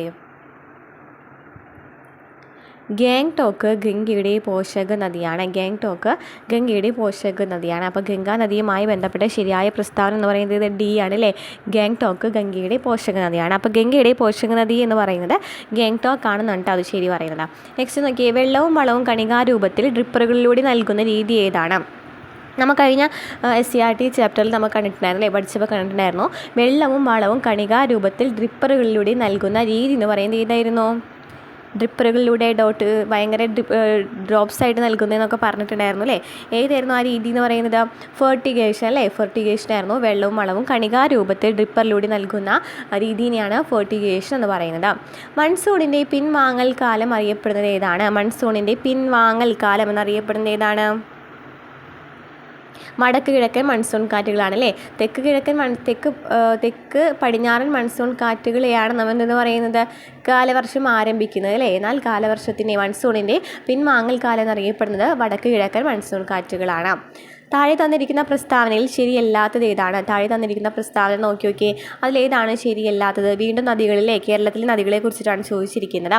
ഇതിൽ നോക്കിയൊക്കെ നിള എന്ന പേരിൽ അറിയപ്പെടുന്നത് ഭാരതപ്പുഴയാണ്. നിള എന്ന പേരിൽ അറിയപ്പെടുന്നത് ഭാരതപ്പുഴയാണോ? അതേലെ, ഭാരതപ്പുഴയാണ്. നീള പേരാർ എന്നൊക്കെ അറിയപ്പെടുന്നത് ഭാരതപ്പുഴയാണ്. കേരളത്തിലെ ഏറ്റവും നീളമുള്ള നദി ഏതാണ്? പെരിയാറാണല്ലേ. കേരളത്തിലെ ഏറ്റവും നീളമുള്ള നദി എന്ന് പറയുന്നത് ഏതാണ്? പെരിയാറാണ്. ഭാരതപ്പുഴ ആനമലയിൽ നിന്നാണ് ഉത്ഭവിക്കുന്നത്. ആനമലയിൽ നിന്നാണ് ഉത്ഭവിക്കുന്നത്. അതുപോലെ മാമാങ്കം നടക്കുന്നത് ഭാരതപ്പുഴയുടെ തീരത്താണ്. മാമാങ്കം നടക്കുന്നത് എവിടെയാണ്? ഭാരതപ്പുഴയുടെ തീരത്താണ്. അപ്പോൾ ഏതൊക്കെയാണ് ശരി? നിള എന്ന പേരിൽ അറിയപ്പെടുന്നത് ഭാരതപ്പുഴയാണ്. ഭാരതപ്പുഴ ആനമലയിൽ നിന്നും ഉത്ഭവിക്കുന്നു. മാമാങ്കം നടക്കുന്നത് ഭാരതപ്പുഴയുടെ തീരത്ത് നിന്നാണ്. കേരളത്തിലെ ഏറ്റവും വലിയ നീളമുള്ള നദി പെരിയാറാണ്. 2023 വയലാർ അവാർഡ് ശ്രീകുമാരൻ തമ്പിക്കായിരുന്നു. 2023 വയലാർ അവാർഡ് ശ്രീകുമാരൻ തമ്പിക്കായിരുന്നു. അദ്ദേഹത്തിന് അത് നേടിക്കൊടുത്ത കൃതി ഏതാണ്? ജീവിതം ഒരു പെൻഡലല്ലേ. ജീവിതം ഒരു പെൻഡലമാണ് ശ്രീകുമാരൻ തമ്പിയുടെ ഒരു കൃതിയാണ്. അതിൽ 2023 വയലാർ അവാർഡ് ലഭിച്ചിട്ടുണ്ടായിരുന്നു. ഐക്യരാഷ്ട്ര സംഘടന 2023 ഏത് വർഷമായിട്ടാണ് ആചരിച്ചത്? ഏത് വർഷം? ചെറുധാന്യ വർഷം അല്ലേ. മില്ലറ്റ് വർഷമായിട്ടാണ് ആചരിച്ചത്. 2023 ചെറുധാന്യ വർഷമായിരുന്നു. നെക്സ്റ്റ് നോക്കിയേ, പെരിയാറിൻ്റെ പോഷക നദികൾ ഏതെല്ലാമാണ്? പെരിയാറിൻ്റെ പോഷക നദികൾ ഏതെല്ലാമാണെന്ന് നോക്കിയേ. മുതിരമ്പുഴ, പെരുഞ്ചംകുട്ടിയാറ്, തൊടുപുഴയാറ്, കട്ടപ്പനയാർ ഒക്കെ പെരിയാറിൻ്റെ പോഷക നദികളാണ് കേട്ടോ. മുതിരമ്പുഴ, പെരുഞ്ചംകുട്ടിയാറ്, തൊടുപുഴയാറ്, കട്ടപ്പനയാർ ഒക്കെ പെരിയാറിൻ്റെ പോഷക നദികളാണ്. നെക്സ്റ്റ് വന്യജീവി സങ്കേതങ്ങളാണ് ചോദിച്ചിരിക്കുന്നത്. ഇത് നമ്മൾ ഓൾറെഡി കണ്ടിട്ടുണ്ട് അല്ലേ. കഴിഞ്ഞ ക്വസ്റ്റ്യൻ പേപ്പേഴ്സിലൊക്കെ വന്യജീവി സങ്കേതങ്ങൾ ഇമ്പോർട്ടൻ്റ് ആയിട്ട് ചോദിച്ചിട്ടുണ്ട്. അപ്പോൾ നോക്കിയതിൽ ശരി ഏതാണെന്ന് നോക്കി നെയ്യാർ തിരുവനന്തപുരമാണ്. അത് ശരിയാണല്ലേ. നെയ്യാർ എന്ന് പറയുന്നത് എവിടെയാണ്? തിരുവനന്തപുരത്താണ്. അപ്പോൾ അത് കറക്റ്റാണ്. അതുപോലെ തന്നെ ചെന്തുരുണി കൊല്ലാണ് അല്ലേ. ചെന്തുരുണി എന്ന് പറയുന്നത് കൊല്ലത്താണ്. കരിയമ്പുഴ മലപ്പുറത്താണ്. കൊട്ടിയൂർ കണ്ണൂരാണ്. അപ്പോൾ കറക്റ്റ് നേരെയുള്ള ആൻസർ വരുന്നത് നെയ്യാർ തിരുവനന്തപുരം, ചെന്തുരുണി കൊല്ലം, കരിമ്പുഴ മലപ്പുറം, കൊട്ടിയൂർ കണ്ണൂർ. 2023 വൈദ്യശാസ്ത്ര നോബൽ സമ്മാന ജേതാക്കളായിരുന്നു doctor Katalin Kariko, doctor Drew Weissman എന്നിവർക്ക് എന്തിനുള്ള കണ്ടുപിടുത്തത്തിനുള്ള സമ്മാനമായിരുന്നു ലഭിച്ചത്? കാറ്റ്ലിൻ കാരിക്കോ അതുപോലെ തന്നെ ഡ്രൂ വെയ്സ്മാനും എന്തിൻ്റെ കണ്ടുപിടുത്തമായിരുന്നു? mRNA വാക്സിൻ കണ്ടുപിടിച്ചതിനായിരുന്നു ഡോക്ടർ കാറ്റ്ലിൻ കാരിക്കോയ്ക്കും ഡ്രൂ വെയ്സ്മാനും എന്ത് ലഭിച്ചത്? നോബൽ സമ്മാനം ലഭിച്ചത് അല്ലേ. നെക്സ്റ്റ്, ഇരവിക്കുളം ദേശീയോദ്യാനവുമായി ബന്ധപ്പെട്ട തെറ്റായ പ്രസ്താവന തിരഞ്ഞെടുക്കുക. കേരളത്തിലെ ആദ്യത്തെ ദേശീയോദ്യാനം എന്ന് പറയുന്നത് ഇരവിക്കുളം ദേശീയോദ്യാനമാണോ? ആണോ? ശരിയാണല്ലേ. കേരളത്തിലെ ആദ്യത്തെ ദേശീയ ഉദ്യാനമാണ്. വരയാടുകളുടെ സംരക്ഷണ കേന്ദ്രം നമ്മൾ കഴിഞ്ഞ ക്വസ്റ്റ്യൻ പേപ്പറിലൊക്കെ ചോദിച്ചിട്ടുണ്ടല്ലേ. ഇരവിക്കുളം വരയാട് ഇമ്പോർട്ടൻ്റ് ആണോ? പഠിച്ചു വയ്ക്കുക. ഇരവിക്കുളം വരയാടുകളുടെ സംരക്ഷണ കേന്ദ്രമാണ്. 1978 നിലവിൽ വന്നു. 1978 നിലവിൽ വന്നു. തേക്കടി വന്യജീവി സങ്കേതം ഏതായിരുന്നു? പെരിയാർ വന്യജീവി സങ്കേതമാണല്ലേ തേക്കടി വന്യജീവി സങ്കേതം എന്നറിയപ്പെടുന്നത്. അപ്പോൾ ഇതിൽ തെറ്റെന്ന് പറയുന്നത് 4 മാത്രമാണല്ലേ. കേരളത്തിലെ ആദ്യ ദേശീയോദ്യാനം വരയാടുകളുടെ സംരക്ഷണ കേന്ദ്രം 78 നിലവിൽ വന്നത് ഇരവിക്കുളം ദേശീയോദ്യാനമാണ്. നെക്സ്റ്റ് ക്വസ്റ്റ്യൻ നോക്കിയേ. താഴെ തന്നിരിക്കുന്ന പ്രസ്താവനകളിൽ VP മേനോനെക്കുറിച്ച് ശരിയായ പ്രസ്താവനകൾ ഏതൊക്കെയാണ്? VP മേനോനെ കുറിച്ചിട്ടാണല്ലേ ചോദിച്ചിരിക്കുന്നത്. VP മേനോൻ ആരായിരുന്നു? നാട്ടുരാജ്യങ്ങളുടെ സംയോജനത്തിൽ പങ്കെടുത്ത മലയാളിയായിരുന്നു അല്ലേ VP മേനോൻ. അപ്പോൾ VP മേനോനെ കുറിച്ച് ശരിയായ പ്രസ്താവനകൾ ഏതൊക്കെയാണ്? സ്വാതന്ത്ര്യാനന്തരം ഇന്ത്യയിൽ നാട്ടുരാജ്യങ്ങളുടെ ഇന്ത്യൻ യൂണിയനിലേക്കുള്ള സംയോജനവുമായി ബന്ധപ്പെട്ട സ്റ്റേറ്റ് ഡിപ്പാർട്ട്മെൻറ്റിൻ്റെ സെക്രട്ടറി ആയിരുന്നു മലയാളി. ആരായിരുന്നു? സ്വാതന്ത്ര്യാനന്തര ഇന്ത്യയിലെ സ്വാതന്ത്ര്യത്തിന് ശേഷം ഒരു പ്രധാന പ്രശ്നമായിരുന്നല്ലോ നാട്ടുരാജ്യങ്ങളുടെ സംയോജനം എന്ന് പറയുന്നത്. അപ്പോൾ സർദാർ KM മണിക്കൂറും അതുപോലെ തന്നെ VP മേനോനൊക്കെയാണല്ലേ പങ്കെടുത്തിട്ടുണ്ടായിരുന്നതില്ലേ. അപ്പോൾ സ്വാതന്ത്ര്യാനന്തരയിൽ നാട്ടുരാജ്യങ്ങളുടെ ഇന്ത്യൻ യൂണിയനിലേക്കുള്ള സംയോജനവുമായി ബന്ധപ്പെട്ടിട്ട് ഏത് ഡിപ്പാർട്ട്മെൻ്റ് ആയിരുന്നു? സ്റ്റേറ്റ് ഡിപ്പാർട്ട്മെൻറ്റ് ഉണ്ടായിരുന്നു. അതിലെ സെക്രട്ടറി ആയിരുന്നു മലയാളി എന്ന് ചോദിച്ചാൽ ആരാണ്? VP മേനോനാണ്. ഓക്കെ ആണല്ലോ. The transfer of power in India എന്നാണ് അദ്ദേഹത്തിൻ്റെ ഗ്രന്ഥം എന്ന് പറയുന്നത്. The transfer of power in India SCERTയിൽ പറയുന്നുണ്ട് അല്ലേ കറക്റ്റായിട്ട്. അപ്പോൾ നോക്കിയേ, ഫസ്റ്റത്തെ ക്വസ്റ്റ്യൻ റെഡിയാണ്. അതുപോലെ തന്നെ the transfer of power in India എന്ന ഗ്രന്ഥത്തിൻ്റെ കർത്താവും കൂടിയാണ് അല്ലേ. നോക്കിയേ, ഭാഷാടിസ്ഥാനത്തിൽ സംസ്ഥാനങ്ങളെ പുനഃസംഘടിപ്പിക്കുന്നതിനായിട്ട് രൂപീകരിച്ച സംസ്ഥാന പുനഃസംഘടനാ കമ്മീഷനിലെ അംഗമാണെന്ന് പറയുന്നുണ്ട്. തെറ്റാണല്ലേ. നമുക്കറിയാലേ സംസ്ഥാന പുനഃസംഘടനാ കമ്മീഷൻ നോക്കി നമ്മൾ ഇതുവരെ കഴിഞ്ഞ പ്രീവിയസ് ക്വസ്റ്റ്യൻ ചെയ്തതിൽ നമുക്കറിയാം അല്ലേ, സംസ്ഥാന പുനഃസംഘടനാ കമ്മീഷൻ എന്നൊന്നും ചോദിക്കുന്നുണ്ട് അല്ലേ, പല രീതിയിലും ചോദിക്കുന്നുണ്ട് അല്ലേ. നോക്കി സംസ്ഥാന പുനഃസംഘടനാ കമ്മീഷൻ ആദ്യം എന്തായിരുന്നു ചോദിച്ചു, ഇയർ ചോദിച്ചില്ലേ. അതുപോലെ തന്നെ അംഗമായിരുന്ന മലയാളി ആരായിരുന്നു ചോദിച്ചില്ലേ, മലയാളി ആരായിരുന്നു ചോദിച്ചതുപോലെ തന്നെ ആരെ ചോദിച്ച, അധ്യക്ഷൻ ചോദിച്ചില്ലേ, ഫസൽ അലി ആയിരുന്നു. അപ്പോൾ ഫസൽ അലിയും അതുപോലെ തന്നെ എച്ച് എൻ ഖുസ്രുവും കെ എം പണിക്കരാണ് എന്തിലുണ്ടായിരുന്നത്, സംസ്ഥാന പുനഃസംഘടനാ കമ്മീഷനിൽ അംഗമായിട്ടുണ്ടായിരുന്നത്. ഫസൽ അലി അധ്യക്ഷനായിരുന്നു, അതുപോലെ തന്നെ ആയിരുന്നു പറഞ്ഞേ കെ എം പണിക്കർ, അതുപോലെ തന്നെ എന്താണ് പറഞ്ഞത് എച്ച് എൻ ഖുസ്രു അല്ലേ, എച്ച് എൻ ഖുസ്രു ആണ് പിന്നെ അതിൽ പങ്കെടുത്തിട്ടുണ്ടായിരുന്നത്.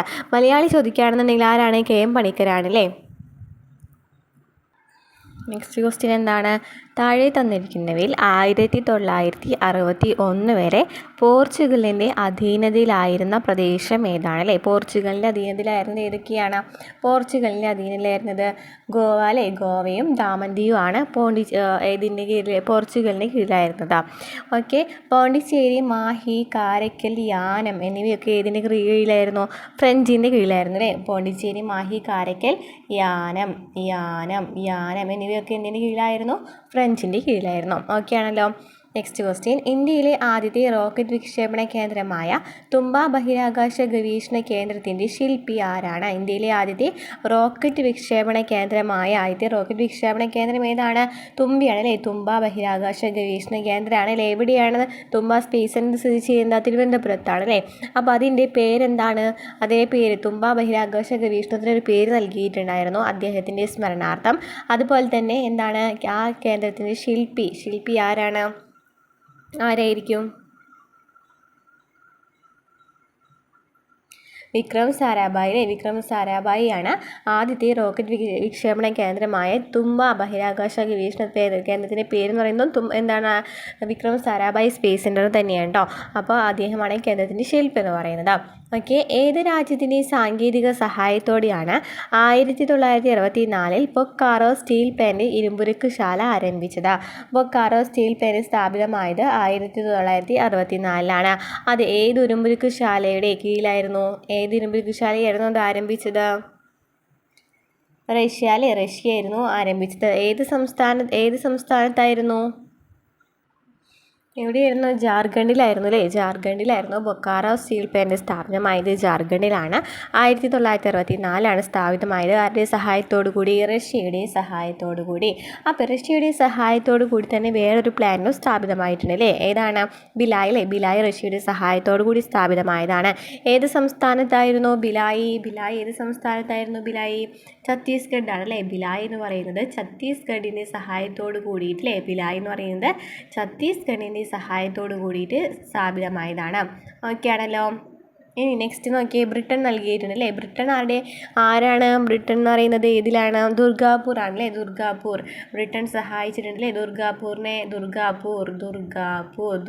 എന്ന് പറയുന്നത് ഏതിൻ്റെ സഹായത്തോടു കൂടിയിട്ടാണ്, ഏത് സംസ്ഥാനത്താണ് വന്നത്, ദുർഗാപൂർ വന്നത് ഏത് സംസ്ഥാനത്താണ്, പശ്ചിമ ബംഗാൾ അല്ലേ. പശ്ചിമ ബംഗാളിൽ കേട്ടോ, പശ്ചിമ ബംഗാളിലാണ് എന്ത് വന്നത്, പശ്ചിമ ബംഗാളിലാണ് ഏത് വന്നത്, ദുർഗാപൂർ സ്ഥാപിതമായത്. ഓക്കെ ആണല്ലോ. അപ്പോൾ നമ്മൾ ബൊക്കാറോ പറഞ്ഞു, പിന്നെ ഒരെണ്ണം കൂടി നമ്മൾ പറഞ്ഞ് വിട്ടിട്ടുണ്ട് അല്ലേ. ബൊക്കാറോ നമ്മൾ എന്തൊക്കെ പറഞ്ഞു, ബൊക്കാറോ പറഞ്ഞു, അതുപോലെ തന്നെ ദുർഗാപൂർ പറഞ്ഞു, പശ്ചിമ ബംഗാൾ പറഞ്ഞു, ഭിലായ് പറഞ്ഞു അല്ലേ. ഭിലായ് പറഞ്ഞു. റൂർക്കേല പറഞ്ഞില്ലല്ലോ, റൂർക്കേല ഏത്, റൂർക്കേല എവിടെയാണ്, റൂർക്കേല എവിടെയാണ്, ഏത് സംസ്ഥാനത്താണ് റൂർക്കേല എവിടെയാണ്, ഒഡീഷയിലാണല്ലേ. ഒഡീഷയിലാണ്. ഒഡീഷയിൽ ആരുടെ സഹായത്തോട് കൂടിയിട്ടാണെന്ന് ചോദിച്ചാൽ ഏതാണ്, ജർമ്മനിയിലെ. ജർമ്മനിയുടെ സഹായത്തോടു കൂടി വന്നതാണ് റൂർക്കേല എന്ന് പറയുന്നത്. ജർമ്മനിയുടെ സഹായത്തോടു കൂടിയാണ് വന്നത്. അപ്പോൾ എന്തൊക്കെ നമ്മൾ പറഞ്ഞു ഇവിടെ, 1964 ബൊക്കാറോ സ്റ്റീൽ പ്ലാന്റ് സ്ഥാപിതമായത്. റഷ്യയുടെ സഹായത്തോടു കൂടിയിട്ടാണ്. ജാർഖണ്ഡിലാണ്. നെക്സ്റ്റ് ഏത് പറഞ്ഞു, ഭിലായ് പറഞ്ഞു അല്ലേ. ഭിലായ് എന്ന് പറയുന്നത് ഏത് സംസ്ഥാനത്തായിരുന്നു, ഭിലായ് റഷ്യയുടെ സഹായത്തോടു കൂടി തന്നെയല്ലേ വന്നത്. ഏത് സംസ്ഥാനത്താണ്, ഛത്തീസ്ഗഡിലാണ്. പിന്നെ നമ്മൾ എന്താ പറയുന്നത്, ഭിലായ് റൂർക്കേല എന്ന് പറയുന്നത് ജർമ്മനിയുടെ സഹായത്തോടു കൂടി ഒഡീഷയിൽ വന്നതാണ്. ദുർഗാപൂർ പശ്ചിമ ബംഗാളിലാണ്. ആരുടെ സഹായത്തോടു കൂടി വന്നു, ബ്രിട്ടൻ്റെ സഹായത്തോടു കൂടി അല്ലേ. ഇത് നന്നായി പഠിച്ചു വെക്കാം കേട്ടോ. ഇനി നോക്കിയേ, 12ാം പഞ്ചവത്സര പദ്ധതിയുമായി ബന്ധപ്പെട്ടത് അല്ലേ ചോദിച്ചേക്കുന്ന 12ാം പഞ്ചവത്സര പദ്ധതിയുമായി ബന്ധപ്പെട്ടത് ഏതാണ്. നോക്കിയേ, 12ാമത്തെ പഞ്ചവത്സര പദ്ധതി ഏതാണ്, സുസ്ഥിര വികസനം കേട്ടോ. സുസ്ഥിര വികസനമാണ് 12ാമത്തെ പഞ്ചവത്സര പദ്ധതി എന്ന് പറയുന്നത്. എത്രയാണ്? സുസ്ഥിര വികസനം അല്ലേ.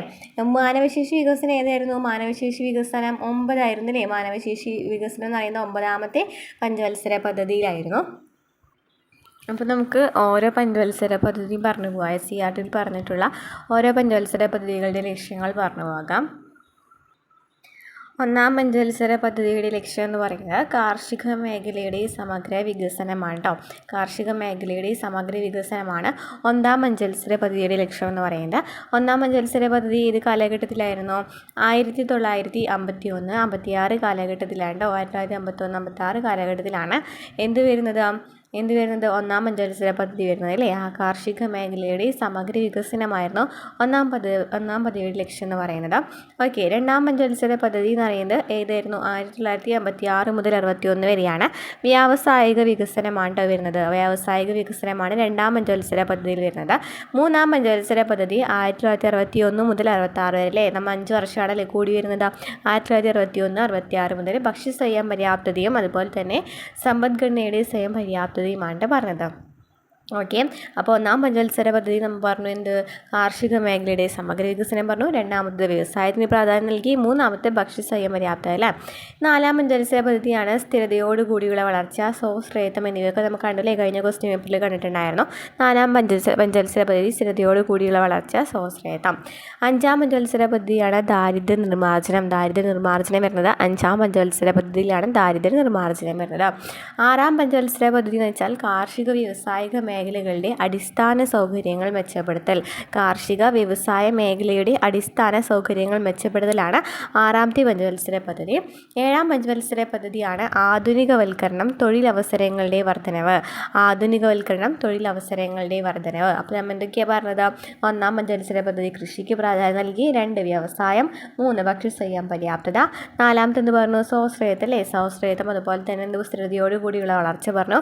5 ദാരിദ്ര്യ നിർമ്മാർജ്ജനം. 6 എന്താ പറഞ്ഞത്? 6 കാർഷിക വ്യവസായ മേഖലയിലെ അടിസ്ഥാന സൗകര്യങ്ങൾ മെച്ചപ്പെടുത്തൽ. 8 ആധുനികവൽക്കരണം അതുപോലെ തന്നെ തൊഴിലവസരങ്ങളുടെ വർധനവ്. ഒന്നുകൂടി പറഞ്ഞു നോക്കാം. നമുക്ക് 1ാമത് കൃഷിക്ക് പ്രാധാന്യം നൽകി. ഇതൊക്കെ 5 വർഷം കൂടുമ്പോഴാണ്. ഇതിൻ്റെ ഇടയിൽ ഒരു ഗ്യാപ്പ് ഉണ്ട് അല്ലേ. അത് നമുക്ക് പറയാം. അപ്പോൾ 1ാം പഞ്ചവത്സര പദ്ധതി എന്ന് പറയുന്നത് 1951 മുതൽ 56 വരെ. 2ാമത് 56 മുതൽ 61 വരെ. 3ാമത് 61 മുതൽ 66 വരെ. 4ാമത് 69 മുതൽ 74 വരെ. അങ്ങനെയാണ് കേട്ടോ പോകുന്നതാണ്. അപ്പോൾ നമുക്ക് ഇയേഴ്സ് ചോദിച്ച് ഇയേഴ്സ് കൂടി നന്നായി പഠിച്ച് വയ്ക്കാം. അതിനേക്കാളും കൂടുതൽ ഇമ്പോർട്ടൻസ് കൊടുക്കേണ്ടത് ലക്ഷ്യങ്ങളാണ് കേട്ടോ. അപ്പോൾ 1ാം പഞ്ചവത്സര പദ്ധതി പറഞ്ഞു കൃഷി. 2 വ്യവസായം. 3 എന്താ പറയുന്നത്? ഭക്ഷ്യസ്വയം പര്യാപ്തത പറഞ്ഞു അല്ലേ. 4ാമത് നമ്മൾ പറഞ്ഞു സ്വാശ്രയത്വം അല്ലേ. സ്വാശ്രയത്വം സ്ഥിരതയോടുകൂടി വളർച്ച പറഞ്ഞു. 5 ദാരിദ്ര്യ നിർമ്മാർജ്ജനം. 6 എന്താ പറഞ്ഞത്? 6 എന്തായിരുന്നു പറഞ്ഞത്? 6 എന്തായിരുന്നു പറഞ്ഞത്? തൊഴിലവസരങ്ങൾ അല്ലേ. കാർഷിക വ്യവസായ മേഖലകളുടെ അടിസ്ഥാന സൗകര്യങ്ങൾ മെച്ചപ്പെടുത്തൽ. 7 ആയിരുന്നു ആധുനികവൽക്കരണം, തൊഴിലവസരങ്ങളുടെ വർധനവ് എന്നിവയ്ക്കാണ് വരുന്നത് 7 പഞ്ചവത്സര പദ്ധതികൾ കേട്ടോ. ഇനി നമുക്ക് 8, 9, 10, 11, 12 നോക്കണം അല്ലേ. ഇനി 8ാമതാണ് മാനവശേഷി വികസനം വരുന്നത്. 8ാമത്തെയാണ് മാനവശേഷി വികസനം വരുന്നത്. 8ാമത്തെ ഉണ്ടോ? 8ാമത്തെ പഞ്ചവത്സര പദ്ധതിയാണ് മാനവശേഷി വികസനം. 9ാമത്തേത് വരുന്നത് എന്താണ്? ഗ്രാമീണ വികസനവും വികേന്ദ്രീക ആസൂത്രണവും ഉണ്ടോ. ഗ്രാമീണ വികസനവും വികേന്ദ്രീക ആസൂത്രണവുമാണ് 9ാമത്തേൽ വരുന്നത്. ഓക്കെ ആണല്ലോ. 10ാമത്തേലാണ് എന്ത് വരുന്നത്? 10ാമത്താണ് മൂലധന നിക്ഷേപം വർദ്ധിക്കുക. 10ാമത്തെ ആട്ടോ മൂലധന നിക്ഷേപം വർദ്ധിപ്പിക്കുക. 10 മുഴുവൻ ജനവിഭാഗങ്ങളുടെയും സമഗ്ര വികസനം 11. അപ്പോൾ ഇത് 12 അല്ലേ. ഇത് 12. ഓക്കെ ആണല്ലോ. അപ്പോൾ നോക്കി 9ാമത്തെ മാനവശേഷി വികസനം. 10 മൂലധന നിക്ഷേപം വർദ്ധിപ്പിക്കുക. 10, 11 മുഴുവൻ ജനവിഭാഗങ്ങളുടെയും സമഗ്ര വികസനം. 12 സുസ്ഥിര വികസനം. ഓക്കെ ആണല്ലോ. അപ്പോൾ ഇവിടെ നമ്മൾ പറയുന്നത് എന്താണ്? മാനവശേഷി വികസനം 9 പറഞ്ഞു. മൂലധന നിക്ഷേപം വർദ്ധിപ്പിക്കൽ 10 പറഞ്ഞു. അതുപോലെ തന്നെ 11 മുഴുവൻ ജനവിഭാഗങ്ങളുടെയും സമഗ്ര വികസനം. 12 സുസ്ഥിര വികസനമാണ്. ക്ലിയർ ആണല്ലോ. അപ്പോൾ പഞ്ചവത്സര പദ്ധതി എന്ന് പറയുന്നത് ഡീറ്റെയിൽ ആയിട്ട് പഠിച്ചു വയ്ക്കാം. 8ാം ക്ലാസ്സിൽ സോഷ്യൽ SCERTയിലാണ് പറയുന്നത്. Next question. താഴെ പറയുന്നവയിൽ കേരള സർക്കാരിൻ്റെ ഗവേണൻസ് ആപ്ലിക്കേഷനായ സഞ്ജയ നൽകുന്ന സേവനങ്ങൾ ഏതൊക്കെയാണ്? സഞ്ജയ നൽകുന്ന സേവനങ്ങൾ ഏതൊക്കെയാണ്? സഞ്ജയ എന്ന് പറയുന്നത് ഗവേണൻസ് അല്ലേ, സർക്കാരിൻ്റെ ഗവേണൻസ് ആപ്ലിക്കേഷനാണ് സഞ്ജയ. സഞ്ജയ നൽകുന്നത് ഉടമസ്ഥാവകാശ സർട്ടിഫിക്കറ്റ്, കെട്ടിട വയസ്സ് സർട്ടിഫിക്കറ്റ്, കെട്ടിട നികുതി അടയ്ക്കൽ. കെട്ടിട വയസ്സ് സർട്ടിഫിക്കറ്റും കെട്ടിട നികുതി അടയ്ക്കലും അതുപോലെ തന്നെ എന്താണ് ഉടമസ്ഥാവകാശ സർട്ടിഫിക്കറ്റ് നൽകുന്നുണ്ട് കേട്ടോ. ഉടമസ്ഥാവകാശ സർട്ടിഫിക്കറ്റും എന്ത് നൽകുന്നുണ്ട്, സഞ്ജയ എന്ന് പറയുന്ന സർക്കാർ പദ്ധതി നൽകുന്നുണ്ട്. നെക്സ്റ്റ് ക്വസ്റ്റ്യൻ, റോഡ് അപകടങ്ങൾ കുറയ്ക്കുവാനും ഗതാഗത നിയമലംഘനം തടയുവാനും സംസ്ഥാനത്തെ വാഹന വകുപ്പ് AI അധിഷ്ഠിത ക്യാമറകൾ സ്ഥാപിച്ച പദ്ധതി ഏതാണ് അല്ലേ? ഏത് പദ്ധതി പ്രകാരമാണ് സംസ്ഥാനത്തെ AI അധിഷ്ഠിത പദ്ധതി ക്യാമറകൾ സ്ഥാപിച്ച പദ്ധതി എന്ന് പറയുന്നത്? സേഫ് കേരള കേട്ടോ. കേരളത്തെ സേഫ് ആക്കുക എന്ന ലക്ഷ്യത്തോട് കൂടിയിട്ടാണല്ലേ മോട്ടോർ വാഹന വകുപ്പ് അതുപോലെ തന്നെ ഇതൊക്കെയായിരുന്നു കൂടി ചേർന്നിട്ടുണ്ടായിരുന്നത്. ഗതാഗത നിയമലംഘനം തടയുന്നതിന് വേണ്ടി സംസ്ഥാനത്തെ വാഹന വകുപ്പൊക്കെ കൂടി ചേർന്നിട്ട് AI ക്യാമറ സ്ഥാപിച്ചിട്ടുണ്ടായിരുന്നു അല്ലേ. അത് സേഫ് കേരള എന്നാണ് ആ പദ്ധതിയുടെ പേര്. നെക്സ്റ്റ്, ഇന്ത്യൻ ഉപദ്വീപ പീഠഭൂമിയിൽ നിന്നും ഉത്ഭവിക്കുന്ന നദികളെയാണ് ഉപദ്വീപീയ നദികൾ എന്ന് പറയുന്നത് അല്ലേ. ഇന്ത്യൻ ഉപദ്വീപീയ പീഠഭൂമിയിൽ നിന്നും ഉത്ഭവിക്കുന്ന നദികളെയാണ് ഉപദ്വീപീയ നദികൾ എന്ന് പറയുന്നത്. ഇതിൽ പടിഞ്ഞാറോട്ട് ഒഴുകുന്ന നദികൾ ഏതെല്ലാമാണ്? ഉപദ്വീപീയ നദികളിൽ പടിഞ്ഞാറോട്ട് ഒഴുകുന്ന നദികൾ ഏതൊക്കെയാണ്? ഏതാണ്? നർമ്മദ, താപ്തി കേട്ടോ. നർമ്മദ, താപ്തിയാണ് പടിഞ്ഞാറോട്ട് ഒഴുകുന്ന നദികൾ എന്ന് പറയുന്നത്. നർമ്മദ, താപ്തി കേട്ടോ. നർമ്മദ, താപ്തിയാണ് പടിഞ്ഞാറോട്ട് ഒഴുകുന്ന നദികൾ. ഉപദ്വീപീയ നദികളിൽ പടിഞ്ഞാറോട്ട് ഒഴുകുന്ന നദികൾ ഏതൊക്കെയാണ്? നർമ്മദയും താപ്തിയുമാണ്.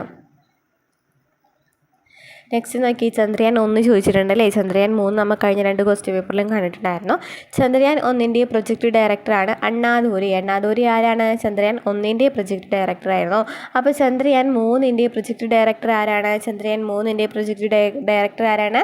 Doctor P Veeramuthuvel. Doctor P വീരമുത്തുവേലാണ് Chandrayaan 3 project director.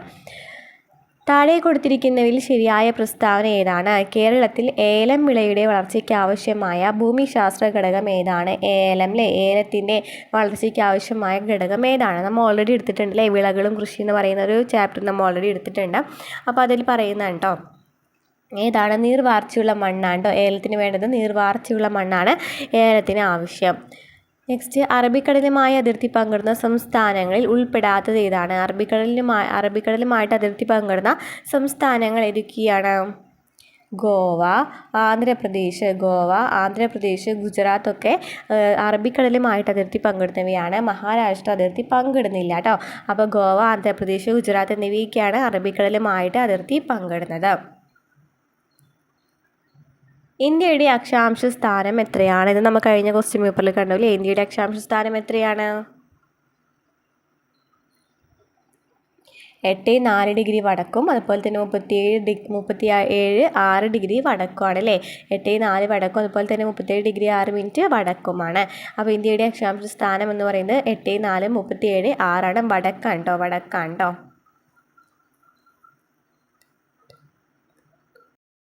Next question നോക്കിയേ. കേരളത്തിലെ ആദ്യത്തെ ശുചിത്വ പഞ്ചായത്ത് ഏതാണ്? കേരളത്തിലെ ആദ്യത്തെ ശുചിത്വ പഞ്ചായത്ത് ഏതാണ്? പോത്തുകലാണല്ലേ. കേരളത്തിലെ ആദ്യത്തെ ശുചിത്വ പഞ്ചായത്ത് എന്ന് പറയുന്നത് പോത്തുകലാണ്. നെക്സ്റ്റ് ക്വസ്റ്റ്യൻ, തണ്ണീർമുക്കം ബണ്ട് നിർമ്മിച്ചിരിക്കുന്ന കായൽ. തണ്ണീർമുക്കം ബണ്ട് നിർമ്മിച്ചിരിക്കുന്ന ഏത് കായലാണ്? വേമ്പനാട്ട് കായലല്ലേ. അപ്പോൾ നമ്മൾ നോക്കിയേ ഇത്ര നാൾ വരെ നമ്മൾ ചെയ്തിരുന്ന ക്വസ്റ്റ്യൻ പേപ്പറിലൊക്കെ പ്രീവിയസ് ക്വസ്റ്റ്യൻ പേപ്പറിലൊക്കെ കണ്ടിരുന്നു അല്ലേ. നദിയും കായലും എന്തായാലും ചോദിക്കുന്നുണ്ടല്ലേ. പിന്നെ അക്ഷാംശ രേഖകൾ അതുപോലെ തന്നെ വന്യജീവി സങ്കേതങ്ങളൊക്കെ ഡീറ്റെയിൽ ആയിട്ട് പഠിച്ചു വെക്കാം കേട്ടോ. അപ്പോൾ നമ്മൾ ഓരോ ക്വസ്റ്റ്യൻ പേപ്പറും ഇങ്ങനെ റിവൈസ് ചെയ്ത് പോകും. നമുക്ക് ഏത് ഭാഗത്തു നിന്നാണ് കൂടുതലായിട്ട് ആവർത്തിക്കുന്നതെന്ന് നമുക്ക് മനസ്സിലാക്കാനായിട്ട് പറ്റും. അപ്പോൾ തണ്ണീർമുക്കം ബണ്ട് നിർമ്മിച്ചിരിക്കുന്ന കായൽ വേമ്പനാട്ട് കായലാണ്. അതുപോലെ തന്നെ തോട്ടപ്പള്ളി സ്പിൽവേ അല്ലേ. തോട്ടപ്പള്ളി സ്പിൽവേ ഏത് കായലാണ്? വേമ്പനാട്ട് കായലാണല്ലേ. നെക്സ്റ്റ് ക്വസ്റ്റ്യൻ, മുതിരപ്പുഴയാറിൽ സ്ഥിതി ചെയ്യുന്ന കേരളത്തിലെ ജലവൈദ്യുത നിലയങ്ങൾ ഏത്? താഴെ കണ്ടെത്തുക പറഞ്ഞിട്ടുള്ളത്. നോക്കി ജലവൈദ്യുത നിലയങ്ങൾ നമ്മൾ കണ്ടില്ലേ. റിപ്പീറ്റായിട്ട് ചോദിക്കുന്നുണ്ട്. ജലവൈദ്യുത നിലയങ്ങൾ പള്ളിവാസലൊക്കെ ഓൾറെഡി ചോദിച്ചിട്ടുണ്ടല്ലേ. പള്ളിവാസൽ അതുപോലെ തന്നെ ഏതൊക്കെയാണ് ചോദിച്ചത്? പള്ളിവാസൽ നമ്മൾ കഴിഞ്ഞ ക്വസ്റ്റ്യൻ പേപ്പറിൽ കണ്ടിട്ടുണ്ടായിരുന്നു അല്ലേ. പിന്നെ സ്വകാര്യ ജലവൈദ്യുത പദ്ധതി കല്ലടയാറൊക്കെ ചോദിച്ചിട്ടുണ്ടായിരുന്നല്ലോ. കല്ലടയാർ പദ്ധതി ചോദിച്ചിട്ടുണ്ടായിരുന്നു. അപ്പോൾ നോക്കി ഈ ക്വസ്റ്റ്യൻ ഏതാണ്? ഏത് ഭാഗത്താണല്ലേ, ഏത് ജലവൈദ്യുത നിലയങ്ങൾ ഏതെന്നാണ് പറഞ്ഞിട്ടുള്ളത്. മുതിരപ്പുഴയാറിൽ സ്ഥിതി ചെയ്യുന്ന കേരളത്തിലെ ജലവൈദ്യുത നിലയങ്ങൾ ഏതാണെന്ന് ചോദിച്ചിരിക്കുന്നത്. ഏതാണ്? മുതിരപ്പുഴയാറിൽ ഉള്ളത് ഏതൊക്കെയാണ്?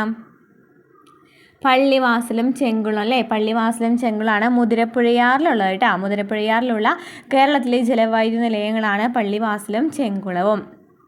കേരളത്തിലെ തീരപ്രദേശത്തിൻ്റെ പ്രത്യേകതകൾ താഴെ കൊടുത്തിരിക്കുന്ന പ്രസ്താവനയിൽ നിന്നും ശരിയായത് കണ്ടെത്തുക. കേരളത്തിലെ തീരപ്രദേശത്തിൻ്റെ പ്രത്യേകതകൾ ഏതൊക്കെയാണ്? കേരളത്തിലെ തീരപ്രദേശത്തിൻ്റെ പ്രത്യേകതകൾ ഏതൊക്കെയാണ്? ഉപ്പ് രസമുള്ള എക്കൽ മണ്ണാണ് അല്ലേ. നോക്കി കേരളത്തിലെ തീരപ്രദേശം നമ്മളുടെ കടൽ ഭാഗത്തൊക്കെ പോകുകയാണെന്നുണ്ടെങ്കിൽ അവിടെ ഉപ്പ് രസമാണല്ലോ, ഉപ്പ് രസമുള്ള മണ്ണാണല്ലോ. അപ്പോൾ ഉപ്പ് രസമുള്ള എക്കൽ മണ്ണാണ് കേരളത്തിലെ തീരപ്രദേശത്തെ മണ്ണെന്ന് പറയുന്നത്. ഇന്ത്യയിലെ വിദ്യാലയങ്ങളിൽ ഉച്ചഭക്ഷണ പദ്ധതി ആദ്യമായിട്ട് നടപ്പിലാക്കിയ സംസ്ഥാനം ഏതാണ്? ഇന്ത്യയിലെ വിദ്യാലയങ്ങളിലെ ഉച്ചഭക്ഷണ പദ്ധതി ആദ്യമായിട്ട് നടപ്പിലാക്കിയ സംസ്ഥാനം ഏതാണ്? തമിഴ്നാടാണ് അല്ലേ. തമിഴ്നാട്ടിലാണ് ആദ്യമായിട്ട് ഉച്ചഭക്ഷണ പദ്ധതി ആദ്യമായിട്ട് നടപ്പിലാക്കിയത്. താഴെ എഴുതിയവയിൽ നിന്നും ശരിയായ ജോഡി തിരഞ്ഞെടുക്കുക. താഴെ എഴുതിയതിൽ ഏതാണ്? കുറേ നൽകിയിട്ടുണ്ട്, കുറേ പർവ്വത നിരകളൊക്കെ നൽകിയിട്ടുണ്ട് അല്ലേ. അപ്പോൾ ഏതാണെന്നാണ് പറഞ്ഞിരിക്കുന്നത്. ഏതാണ് ശരിയായിട്ടുള്ളത്? സുന്ദർബൻ ഡെൽറ്റ അല്ലേ. സുന്ദർബൻ ഡെൽറ്റ നമ്മൾ ഓൾറെഡി ആ പേര് പഠിക്കുന്ന കാരണം അറിയാം. സുന്ദർബൻ ഡെൽറ്റയാണ്. ആര്യവല്ലി എന്താണ്? പർവ്വതമാണല്ലേ. അപ്പോൾ സുന്ദർബൻ എന്താണ്? ഡെൽറ്റയാണ്. ഡിസംബർ 1 ദുബായിൽ നടന്ന COP28 ഉച്ചകോടി എന്ന വിഷയവുമായി ബന്ധപ്പെട്ടതാണ്. ഡിസംബർ 1 ദുബായിൽ എന്ത് നടന്നിട്ടുണ്ടായിരുന്നു? COP28 ഉച്ചകോടി നടന്നിട്ടുണ്ടായിരുന്നു. ദുബായിലായിരുന്നു ഡിസംബർ 1 എന്ന് നടക്കുന്നത്. COP28 ഉച്ചകോടി എവിടെയാണ് നടന്നത്? ദുബായിലാണ്. ഡിസംബർ 1 നടന്നത്. ഏത് വിഷയമായിരുന്നു? അടുത്ത വിഷയം ഏതായിരുന്നു? കാലാവസ്ഥാ വ്യതിയാനം അല്ലേ. കാലാവസ്ഥ വ്യതിയാനമായിരുന്നു COP28 വിഷയം എന്ന് പറയുന്നത്. കാലാവസ്ഥാ വ്യതിയാനമായിരുന്നു. ഇന്ത്യൻ ഭരണഘടനയിൽ ഉൾപ്പെടുത്ത മൗലിക കർത്തവ്യങ്ങളുടെ എണ്ണം നമ്മൾ ഓൾറെഡി നേരത്തെ പറഞ്ഞു അല്ലേ. മൗലിക കർത്തവ്യങ്ങൾ ഇമ്പോർട്ടൻ്റ് ആണ്. ഭരണഘടനയിൽ നിന്ന് എപ്പോഴും ചോദിക്കുന്ന ക്വസ്റ്റ്യൻ ആണ് മൗലിക കർത്തവ്യങ്ങൾ എന്ന് പറയുന്നത്. അപ്പോൾ ഇന്ത്യൻ ഭരണഘടനയിൽ ഉൾപ്പെടുന്ന മൗലിക കർത്തവ്യങ്ങളുടെ എണ്ണം എത്രയാണ്? ഇപ്പോൾ 11 ആണല്ലേ. 10 ഉണ്ടായിരുന്നുള്ളൂ. പിന്നെ എന്താക്കി മാറ്റി? ഏത് ഭേദഗതി? 2002 86 ഭേദഗതി പ്രകാരം എന്താക്കി മാറ്റി? 11ാമത്തെ മൗലിക കടമ അല്ലേ. ഏതാണ്? 6 വയസ്സിനും 14 വയസ്സിനും ഇടയിലുള്ള കുട്ടികൾക്ക് വിദ്യാഭ്യാസം കൊടുക്കുന്നത് മാതാപിതാക്കളുടെ കടമയാണെന്ന് കൊടുത്തു. അതുപോലെ തന്നെ കേരളത്തിലെ ആദ്യത്തെ തീവണ്ടി യാത്ര ഏതൊക്കെ സ്ഥലങ്ങളെയാണ് ബന്ധിപ്പിച്ചിരിക്കുന്നത്? തീവണ്ടി യാത്ര അല്ലേ. തീവണ്ടി യാത്ര ഏതെല്ലാം സ്ഥലങ്ങളെയാണ് ബന്ധിപ്പിച്ചിരിക്കുന്നത്? തിരൂർ ടു ബേപ്പൂർ തിരൂർ ടു ബേപ്പൂരാണ് ആദ്യത്തെ തീവണ്ടി യാത്ര എന്ന് പറയുന്നത്. കേരളത്തിലെ തിരൂർ ടു ബേപ്പൂരാണ്. ലാക്ടോമീറ്റർ താഴെ പറയുന്നവയിൽ ഏതുമായി ബന്ധപ്പെട്ടിരിക്കുന്നു? ലാക്ടോമീറ്റർ ഏതാണ്? പാലാണല്ലേ. ലാക്ടോമീറ്റർ താഴെ പറയുന്നതിൽ ഏതുമായിട്ടാണ് ബന്ധപ്പെട്ടിരിക്കുന്നത്? പാലാണ്. UK, ഇന്ത്യ, കെനിയ ഈ 3 രാജ്യങ്ങളുടെ പ്രത്യേകത എന്താണ്? UKയും ഇന്ത്യയും കെനിയ ഈ 3 രാജ്യങ്ങളുടെയും പ്രത്യേകത എന്താണ്? കോമൺവെൽത്ത് രാജ്യങ്ങളാണ് കേട്ടോ. കോമൺവെൽത്ത് രാജ്യങ്ങളാണ് UK, India, Kenya. UK, India, Kenya Commonwealth രാജ്യങ്ങളാണ്. UK, India, Kenya. UK, India, Kenya. ഹരിതഗൃഹ വാതകങ്ങളിൽ പെടാത്തത് ഏതാണ്? ഹരിതഗൃഹ വാതകങ്ങളിൽ പെടാത്തത് ഏതാണ്? ഹരിതഗൃഹ വാതകങ്ങളില്ലേ. അപ്പോൾ ഏതൊക്കെയാണ് ഹരിതഗൃഹ വാതകങ്ങൾ എന്ന് പറയുന്നത്? Carbon dioxide, methane, nitrous oxide ഒക്കെ ഹരിതഗൃഹ വാതകങ്ങളാണ്. Carbon dioxide, methane, nitrous oxide ഹരിതഗൃഹ വാതകങ്ങളാണ്.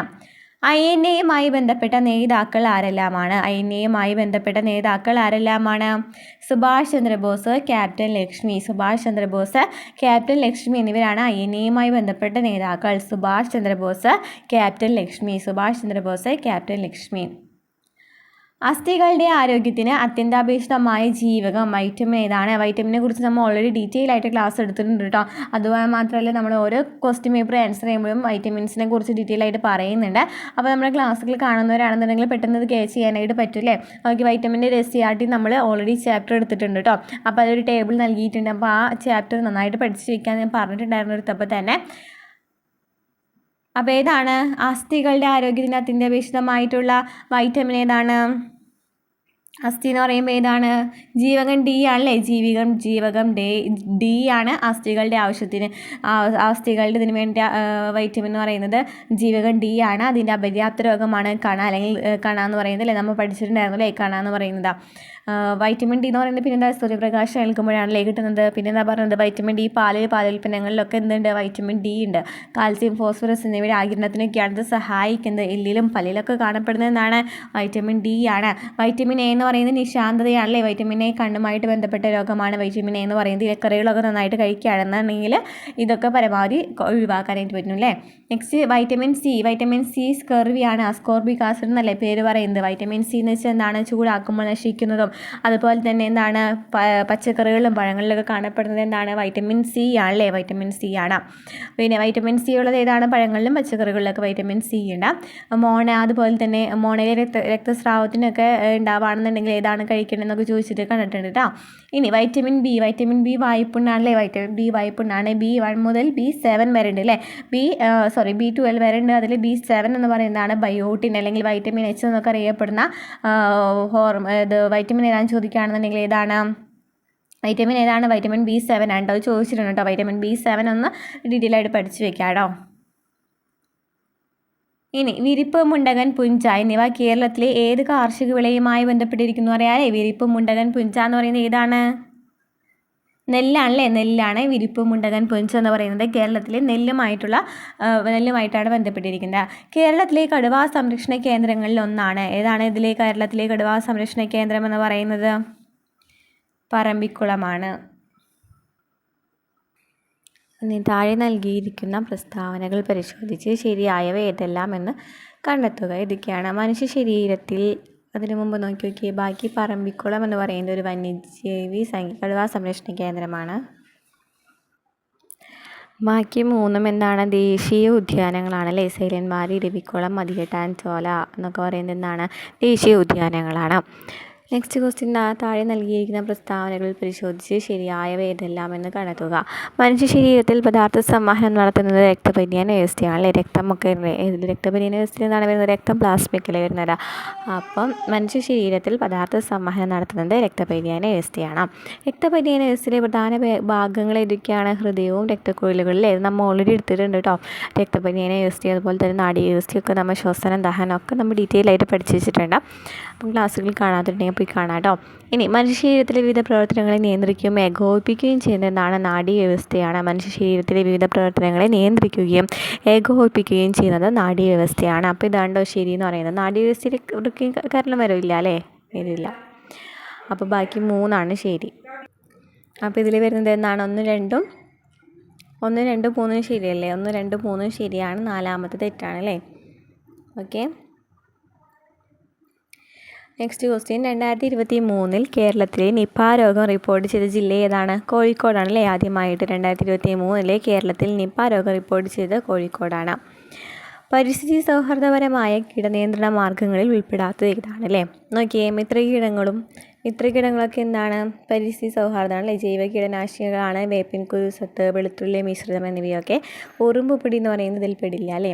അപ്പോൾ പരിസ്ഥിതി സൗഹാർദ്ദപരമായ കീടനിയന്ത്രണ മാർഗ്ഗങ്ങൾ ഉൾപ്പെടാത്ത ഏതാണ്? മിത്രകീടങ്ങളും വേപ്പിൻ കുരു സത്ത്, വെളുത്തുള്ളി മിശ്രിതമൊക്കെ അതിൽ പെടാത്തതാണ് ഉറുമ്പുപൊടി. വേരുകൾ വായുവിലേക്ക് വളരുന്ന രീതിയിൽ സസ്യങ്ങളെ വളർത്തി പോഷകലായനികൾ വേരിലേക്ക് സ്പ്രേ ചെയ്യുന്ന കൃഷി രീതി ഏതാണ്? നമ്മൾ നേരത്തെ ഹൈഡ്രോപോണിക്സ് എന്നാണ് ചോദിച്ചിട്ടുണ്ടായിരുന്നല്ലേ. ഇപ്പം നോക്കി, വേരുകൾ വായുവിലേക്കാണ് വളരുന്നത്. അപ്പോൾ എന്തായിരിക്കും? എയറോപോണിക്സ് ആയിരിക്കും. വേരുകൾ വായുവിലേക്ക് വളരുന്ന രീതിയിൽ സസ്യങ്ങളെ വളർത്തി പോഷകലായനിയിൽ വേരിലേക്ക് സ്പ്രേ ചെയ്യുന്ന കൃഷി രീതിയാണ് എയറോപോണിക്സ്. ഇത് SCERT ഉണ്ടായിരുന്നതാണ് കേട്ടോ. ദൃശ്യപ്രകാശം അതിൻ്റെ ഘടകവർണ്ണങ്ങളായിട്ട് വേർതിരുന്ന പ്രതിഭാസം ഏതാണ്? പ്രകീർണനാണ് അല്ലേ. പ്രകീർണനമാണ് ദൃശ്യപ്രകാശം അതിൻ്റെ ഘടകവർണ്ണങ്ങളായിട്ട് വേർതിരിയുന്ന പ്രതിഭാസം. ആറ്റത്തെ സംബന്ധിച്ച് താഴെ കൊടുത്തിരിക്കുന്ന പ്രസ്താവനകൾ പരിശോധിച്ച് ശരിയായത് കണ്ടെത്തുക. ആറ്റത്തിൻ്റെ കേന്ദ്രഭാഗം എന്താണ്? ന്യൂക്ലിയസ് ആണ്. ശരിയാണ്. ആറ്റത്തിൻ്റെ കേന്ദ്രഭാഗം ന്യൂക്ലിയസ് ആണ്. ഇലക്ട്രോണുകൾ ന്യൂക്ലിയസിലാണോ കാണപ്പെടുന്നത്? അല്ല, ഇലക്ട്രോൺ കറങ്ങാണല്ലോ ചെയ്യുന്നത്. ഇങ്ങനെ കറങ്ങാണ് ചെയ്യുന്നത്. അതാണ് പറയുന്നത്. നോക്കി, നമ്മളൊരു ന്യൂക്ലിയസ് ഇതെടുക്കുകയാണെന്നുണ്ടെങ്കിൽ അതിൻ്റെ ഉള്ളിൽ എന്തുണ്ടായിരിക്കാം? പ്രോട്ടോണും അതുപോലെ തന്നെ ന്യൂട്രോണും ഉള്ളതിനെയാണ് എന്ന് പറയുന്നത്. അതിനുള്ളിലുള്ള അല്ലേ, ന്യൂക്ലിയസിൻ്റെ ഉള്ളിലുള്ളത്. അത് ഇലക്ട്രോൺസ് ആയിരുന്നു ഇങ്ങനെ കറങ്ങിക്കൊണ്ടിരിക്കുകയാണ്. അതൊക്കെ നമ്മൾ ഡീറ്റെയിൽ ആയിട്ട് 9ാം ക്ലാസ്സിലെ കെമിസ്ട്രി ക്ലാസ്സിൽ എടുത്തിട്ടുണ്ട് കേട്ടോ. അപ്പോൾ ക്ലാസ്സുകൾ കാണാതുണ്ടെങ്കിൽ ഈ ചാപ്റ്ററൊക്കെ നന്നായിട്ട് കാണാം. കാരണം ആറ്റത്തെക്കുറിച്ചൊക്കെ നന്നായിട്ട് ചോദിക്കുന്നുണ്ട്. അപ്പോൾ നമ്മൾ പറഞ്ഞു ആറ്റത്തിൻ്റെ കേന്ദ്രഭാഗം ന്യൂക്ലിയസ് ആണ് അറിയപ്പെടുന്നു. ഇലക്ട്രോണുകൾ ന്യൂക്ലിയസിലാണ് കാണപ്പെടുന്നതെന്ന് പറഞ്ഞു അല്ലേ. അല്ല, ഇലക്ട്രോണുകൾ ന്യൂക്ലിയസിലല്ല, പുറത്ത് കറങ്ങാണ് ചെയ്യുന്നതെന്ന് പറഞ്ഞു അല്ലേ. പിന്നെന്താണ്?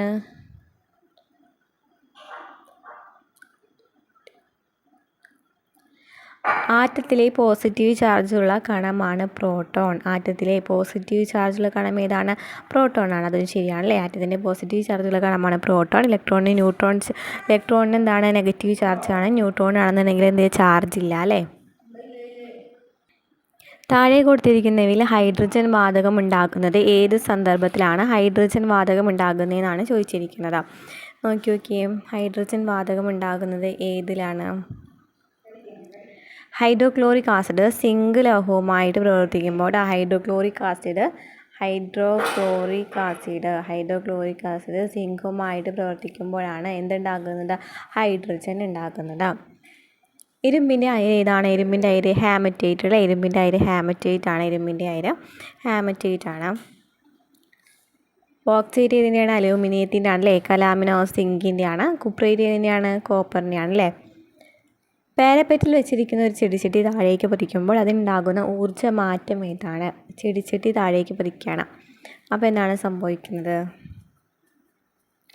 ഗതികോർജ്ജം വർദ്ധിക്കും അല്ലേ. സ്പീഡ് അതിങ്ങനെ വീഴല്ലേ, അപ്പോൾ ഗതികോർജ്ജം അനങ്ങാണല്ലേ. ഇപ്പോൾ അനങ്ങാണെന്നുണ്ടെങ്കിൽ ഗതികോർജ്ജം വർദ്ധിക്കും, സ്ഥിതികോർജ്ജം കുറയുന്നില്ലേ. സ്ഥിതികോർജ്ജം എന്ന് വെച്ചാൽ നമ്മൾ വെറുതെ ഇരിക്കുന്ന ചെടിച്ചട്ടിനാണെന്നുണ്ടെങ്കിൽ സ്ഥിതികോർജ്ജം എന്ന് പറയുന്നത്. അപ്പോൾ സ്ഥിതികോർജ്ജം കുറയാണല്ലോ ചെയ്യുന്നത്. ചെടിച്ചട്ടി വീഴാണെന്നുണ്ടെങ്കിൽ അവിടെ എന്താണ് വെറുതെ ഇരിക്കണില്ല, അനങ്ങിക്കൊണ്ടിരിക്കുകയാണ്. അപ്പോൾ ഗതികോർജ്ജം കൂടിയിട്ട് സ്ഥിതികോർജ്ജം കുറയുകയാണ് ചെയ്യുന്നത്. ഇന്ത്യയുടെ ഏറ്റവും പുതിയ യുദ്ധക്കപ്പലായ INS മഹേന്ദ്രഗിരിക്ക് ഇന്ത്യയിലെ ഏത് സംസ്ഥാനത്തെ മലനിരകളുടെ പേരാണ് നൽകിയിരിക്കുന്നത്? INS മഹേന്ദ്രഗിരി മഹേന്ദ്രഗിരി എന്ന് പറയുന്നത് ഏത് സംസ്ഥാനത്തെ മലനിരയാണെന്നാണ് ചോദിച്ചിരിക്കുന്നത്. ഏത് സംസ്ഥാനത്തെയാണ്? ഒഡീഷയിലാണ് മഹേന്ദ്രഗിരി മലനിരകളുള്ളത്. 2023 വനിതാ ഫുട്ബോൾ ലോകകപ്പ് ചാമ്പ്യന്മാരായ രാജ്യം ഏതാണ്? 2023 വനിതാ ഫുട്ബോൾ ലോകകപ്പ് ചാമ്പ്യന്മാരായ രാജ്യം സ്പെയിനാണ്.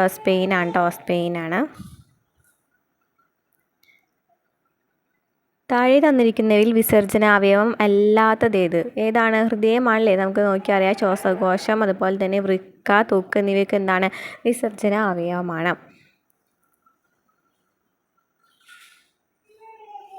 ചുവടെ കൊടുത്തിരിക്കുന്നതിൽ വൈറസ് മൂലമുണ്ടാകുന്ന രോഗം ഏതാണ്? വൈറസ് മൂലമുണ്ടാകുന്നത്? എയ്ഡ്സ് ആണല്ലേ. എയ്ഡ്സിൻ്റെ ഫുൾ ഫോം എന്താണ്? അക്വോ ഇമ്മ്യൂണോ ഡെഫിഷ്യൻസി വൈറസ് ആണല്ലേ എയ്ഡ്സിൻ്റെ ഫുൾ ഫോം എന്ന് പറയുന്നത്. അപ്പം അക്വോ ഇമ്മ്യൂണോ ഡെഫിഷ്യൻസി വൈറസ് എന്ന് പറയുന്നതാണ് എയ്ഡ്സിൻ്റെ ഫുൾ ഫോം. അപ്പോൾ അതാണ് വൈറസ് എന്ന് പറയുന്നത്. ബാക്കി എലിപ്പനി, ക്ഷയം, ഡിഫ്തീരിയ ഒക്കെ എന്താണ്? ബാക്ടീരിയ രോഗങ്ങളാണ് കേട്ടോ. പുകവലി മൂലം ശ്വാസകോശത്തിലെ വായുറകളുടെ ഇലാസ്തികത നഷ്ടപ്പെട്ട് അവ പൊട്ടുകയും വൈറ്റൽ കപ്പാസിറ്റി കുറയുകയും ചെയ്യുന്ന രോഗാവസ്ഥ ഏതാണ്? പുകവലി മൂലം ശ്വാസകോശത്തിലെ വായുറകളുടെ ഇലാസ്തികത നഷ്ടപ്പെട്ടിട്ട് അവ പൊട്ടുകയും വൈറ്റൽ കപ്പാസിറ്റി കുറയുകയും ചെയ്യുന്ന രോഗാവസ്ഥ ഏതാണ്? എംഫസീമയാണ് കേട്ടോ. എംഫസീമ ചോദിച്ച് കണ്ടിട്ടുണ്ട്. പുകവലി മൂലം ഉണ്ടാകുന്ന രോഗമാണ് എംഫസീമ എന്ന് പറയുന്നത്. ശ്വാസകോശത്തിലെ വായുറകളുടെ ഇലാസ്തികത നഷ്ടപ്പെട്ടിട്ട് അവ പൊട്ടാണ്, വൈറ്റൽ കപ്പാസിറ്റി കുറയുകയാണ് ചെയ്യുന്നത്. നൂതന സാങ്കേതികവിദ്യയുടെ സഹായത്തോടെ കുഷ്ഠരോഗ നിർമ്മാർജ്ജനത്തിന് കേരള ആരോഗ്യവകുപ്പ് നടപ്പിലാക്കിയ പദ്ധതി ഏതാണ്? കുഷ്ഠരോഗ നിർമ്മാർജ്ജനത്തിന് വേണ്ടിയിട്ട് ഏതാണ്? എൽസയാണ് കുഷ്ഠരോഗ നിർമ്മാർജ്ജനത്തിന് വേണ്ടിയിട്ടും ആരോഗ്യവകുപ്പ് നടപ്പിലാക്കിയത്. 2023 പരിസ്ഥിതി ദിന സന്ദേശം ഏതാണ്? 2023 പരിസ്ഥിതി ദിന സന്ദേശം ഏതാണ്? പ്ലാസ്റ്റിക് മലിനീകരണം ചെറുക്കുകയാണ് 2023 പരിസ്ഥിതി സന്ദേശം. ദഹനഫലമായി പ്രോട്ടീൻ വിഘടിച്ചുണ്ടാകുന്ന ലഘുഘടകം ഏതാണ്? നമ്മൾ പഠിച്ചിട്ടുണ്ട് കേട്ടോ. ദഹനം എന്ന് പറയുന്നത് ഡീറ്റെയിൽ ആയിട്ട് നമ്മൾ ഓൾറെഡി എടുത്തിട്ടുണ്ട് കേട്ടോ. ദഹനഫലമായിട്ട് പ്രോട്ടീൻ വിഘടിച്ചുണ്ടാകുന്ന ലഘുഘടകം ഏതാണ്? അമിനോ ആസിഡാണല്ലേ. പ്രോട്ടീൻ വിഘടിപ്പിച്ചുണ്ടാക്കുന്നതാണ് അമിനോ ആസിഡ്. കാൽവിരലുകൾക്കിടയിലും പാദങ്ങളിലും ചൊറിച്ചിലുണ്ടാകുന്ന അത്ലറ്റ്സ് ഫൂട്ട് രോഗത്തിന് കാരണമായ സൂക്ഷ്മജീവി ഏതാണ്? ഫംഗസ് ആണ്. ഈ ചൊറിയെന്നൊക്കെ പറയുന്നത് ഫംഗസാണ്. അത്ലറ്റ്സ് ഫുഡ് എന്നൊക്കെ പറയാം. ചൊറിച്ചിലിനാണ് പറയുന്നത് എന്തെന്ന്? അത്ലറ്റ്സ് ഫുഡ് അല്ലേ. അപ്പോൾ അത്ലറ്റ്സ് ഫുഡ് ഉണ്ടാകുന്നത് ഏത് മൂലമാണ്? ഫംഗസ് മൂലമാണ്. പ്രമേഹം എന്ന രോഗത്തിന് കാരണമാകുന്നത് ഏത് ഹോർമോണിൻ്റെ ഉൽപ്പാദനം കുറയുന്നതാണ്? അറിയാവുന്നതാണല്ലേ. നമ്മൾ ഇൻസുലിൻ കുത്തിവയ്ക്കൂലേ. അപ്പോൾ നമ്മൾ എന്താണ് അതിന് ആൻസർ വരുന്നത്? ഇൻസുലിനാണല്ലേ. 18 വയസ്സിൽ താഴെ പ്രായമുള്ള കുട്ടികളുടെ സമഗ്ര ആരോഗ്യ സംരക്ഷണത്തിനുള്ള സേവനങ്ങൾ ഉറപ്പുവരുത്തുന്ന പദ്ധതി ഏതാണ്? 18 വയസ്സിന് താഴെ പ്രായമുള്ള കുട്ടികൾ നമ്മൾ ഓൾറെഡി കണ്ട ക്വസ്റ്റ്യൻ ആണല്ലേ. 18 വയസ്സിന് താഴെ പ്രായമുള്ള കുട്ടികളുടെ ഏതാണ്? സേവനങ്ങൾ ഉറപ്പുവരുത്തുന്നതാണ് സ്നേഹപൂർവ്വമാണ് സേവനങ്ങൾ ഉറപ്പുവരുത്തുന്ന പദ്ധതി ചോദിക്കുകയാണ്. കുട്ടികളുടെ സമഗ്ര ആരോഗ്യ സംരക്ഷണത്തിനുള്ള സേവനങ്ങൾ ഉറപ്പുവരുത്തുന്ന പദ്ധതി ആരോഗ്യകിരണമാണ്. 18 വയസ്സിന് താഴെയുള്ള കുട്ടികളുടെ ആരോഗ്യ സംരക്ഷണം. ഇന്ത്യയിലെ ആദ്യത്തെ ആൻറ്റിബയോട്ടിക് സ്മാർട്ട് ആശുപത്രി ഏതാണ്? ഇന്ത്യയിലെ ആദ്യത്തെ ആൻറ്റിബയോട്ടിക് സ്മാർട്ട് ആശുപത്രിയെ പ്രഖ്യാപിച്ച കുടുംബാരോഗ്യ കേന്ദ്രം ഏതാണ്? കക്കോടി കോഴിക്കോട്. കക്കോടി കോഴിക്കോടാണ്. 2023 സെപ്റ്റംബറിൽ അന്തരിച്ച ഇന്ത്യൻ ഹരിത വിപ്ലവത്തിൻ്റെ പിതാവ് ആരാണ്? ഡോക്ടർ എം എസ് സ്വാമിനാഥനാണല്ലേ ഹരിത വിപ്ലവത്തിൻ്റെ പിതാവ്. ഡോക്ടർ എം എസ് സ്വാമിനാഥനാണ്. ഹൃദയത്തെ ആവരണം ചെയ്ത് കാണുന്ന ഇരട്ട സ്ഥലം ഏതാണ്? പെരികാർഡിയ അല്ലേ. കാർഡിയ എന്ന് പറയുമ്പോൾ തന്നെ കിട്ടുമല്ലേ. ഹൃദയത്തെ ആവരണം ചെയ്ത് കാണുന്ന ഇരട്ട സ്ഥലം പെരികാർഡിയാണ്. നമ്മൾ വേറെ ഓൾറെഡി ഓരോ ആവരണങ്ങളൊക്കെ പഠിച്ചിട്ടുണ്ടായിരുന്നില്ലേ. പ്ലൂറൊക്കെ നമ്മൾ പഠിച്ചിട്ടുണ്ടായിരുന്നില്ലേ. ശ്വാസകോശത്തിന് നമുക്ക് കണ്ട ക്വസ്റ്റ്യനാണ്. ക്ഷയരോഗബാധ തടയുന്നതിനായിട്ട് ഉപയോഗിക്കുന്ന പ്രതിരോധ വാക്സിൻ ഏതാണ്? ക്ഷയരോഗബാധ തടയുന്നതിനായിട്ട് ഉപയോഗിക്കുന്ന വാക്സിൻ ഏതാണ്? BCG ആണ് ക്ഷയരോഗബാധ തടയുന്നതിനായിട്ട് ഉപയോഗിക്കുന്ന വാക്സിൻ. ഇന്ത്യയിലെ ആദ്യ മണ്ണ് മ്യൂസിയം സ്ഥിതി ചെയ്യുന്ന ജില്ല എന്ന് പറയുന്നത് ഏതാണ്? മണ്ണ് മ്യൂസിയം സ്ഥിതി ചെയ്യുന്നത് തിരുവനന്തപുരത്താണ്. ഇന്ത്യയിലെ ആദ്യ മണ്ണ് മ്യൂസിയം സ്ഥിതി ചെയ്യുന്നത് തിരുവനന്തപുരത്താണ്. അപ്പോൾ ഇത്രയുണ്ട് നമ്മുടെ ക്ലാസ്സിൽ പറയാനുള്ളത്. നമ്മുടെ ക്ലാസ്സുകൾ ഇഷ്ടമാവുകയാണെങ്കിൽ സപ്പോർട്ട് ചെയ്യുക, ലൈക്ക് ചെയ്യുക, പറയാം കേട്ടോ.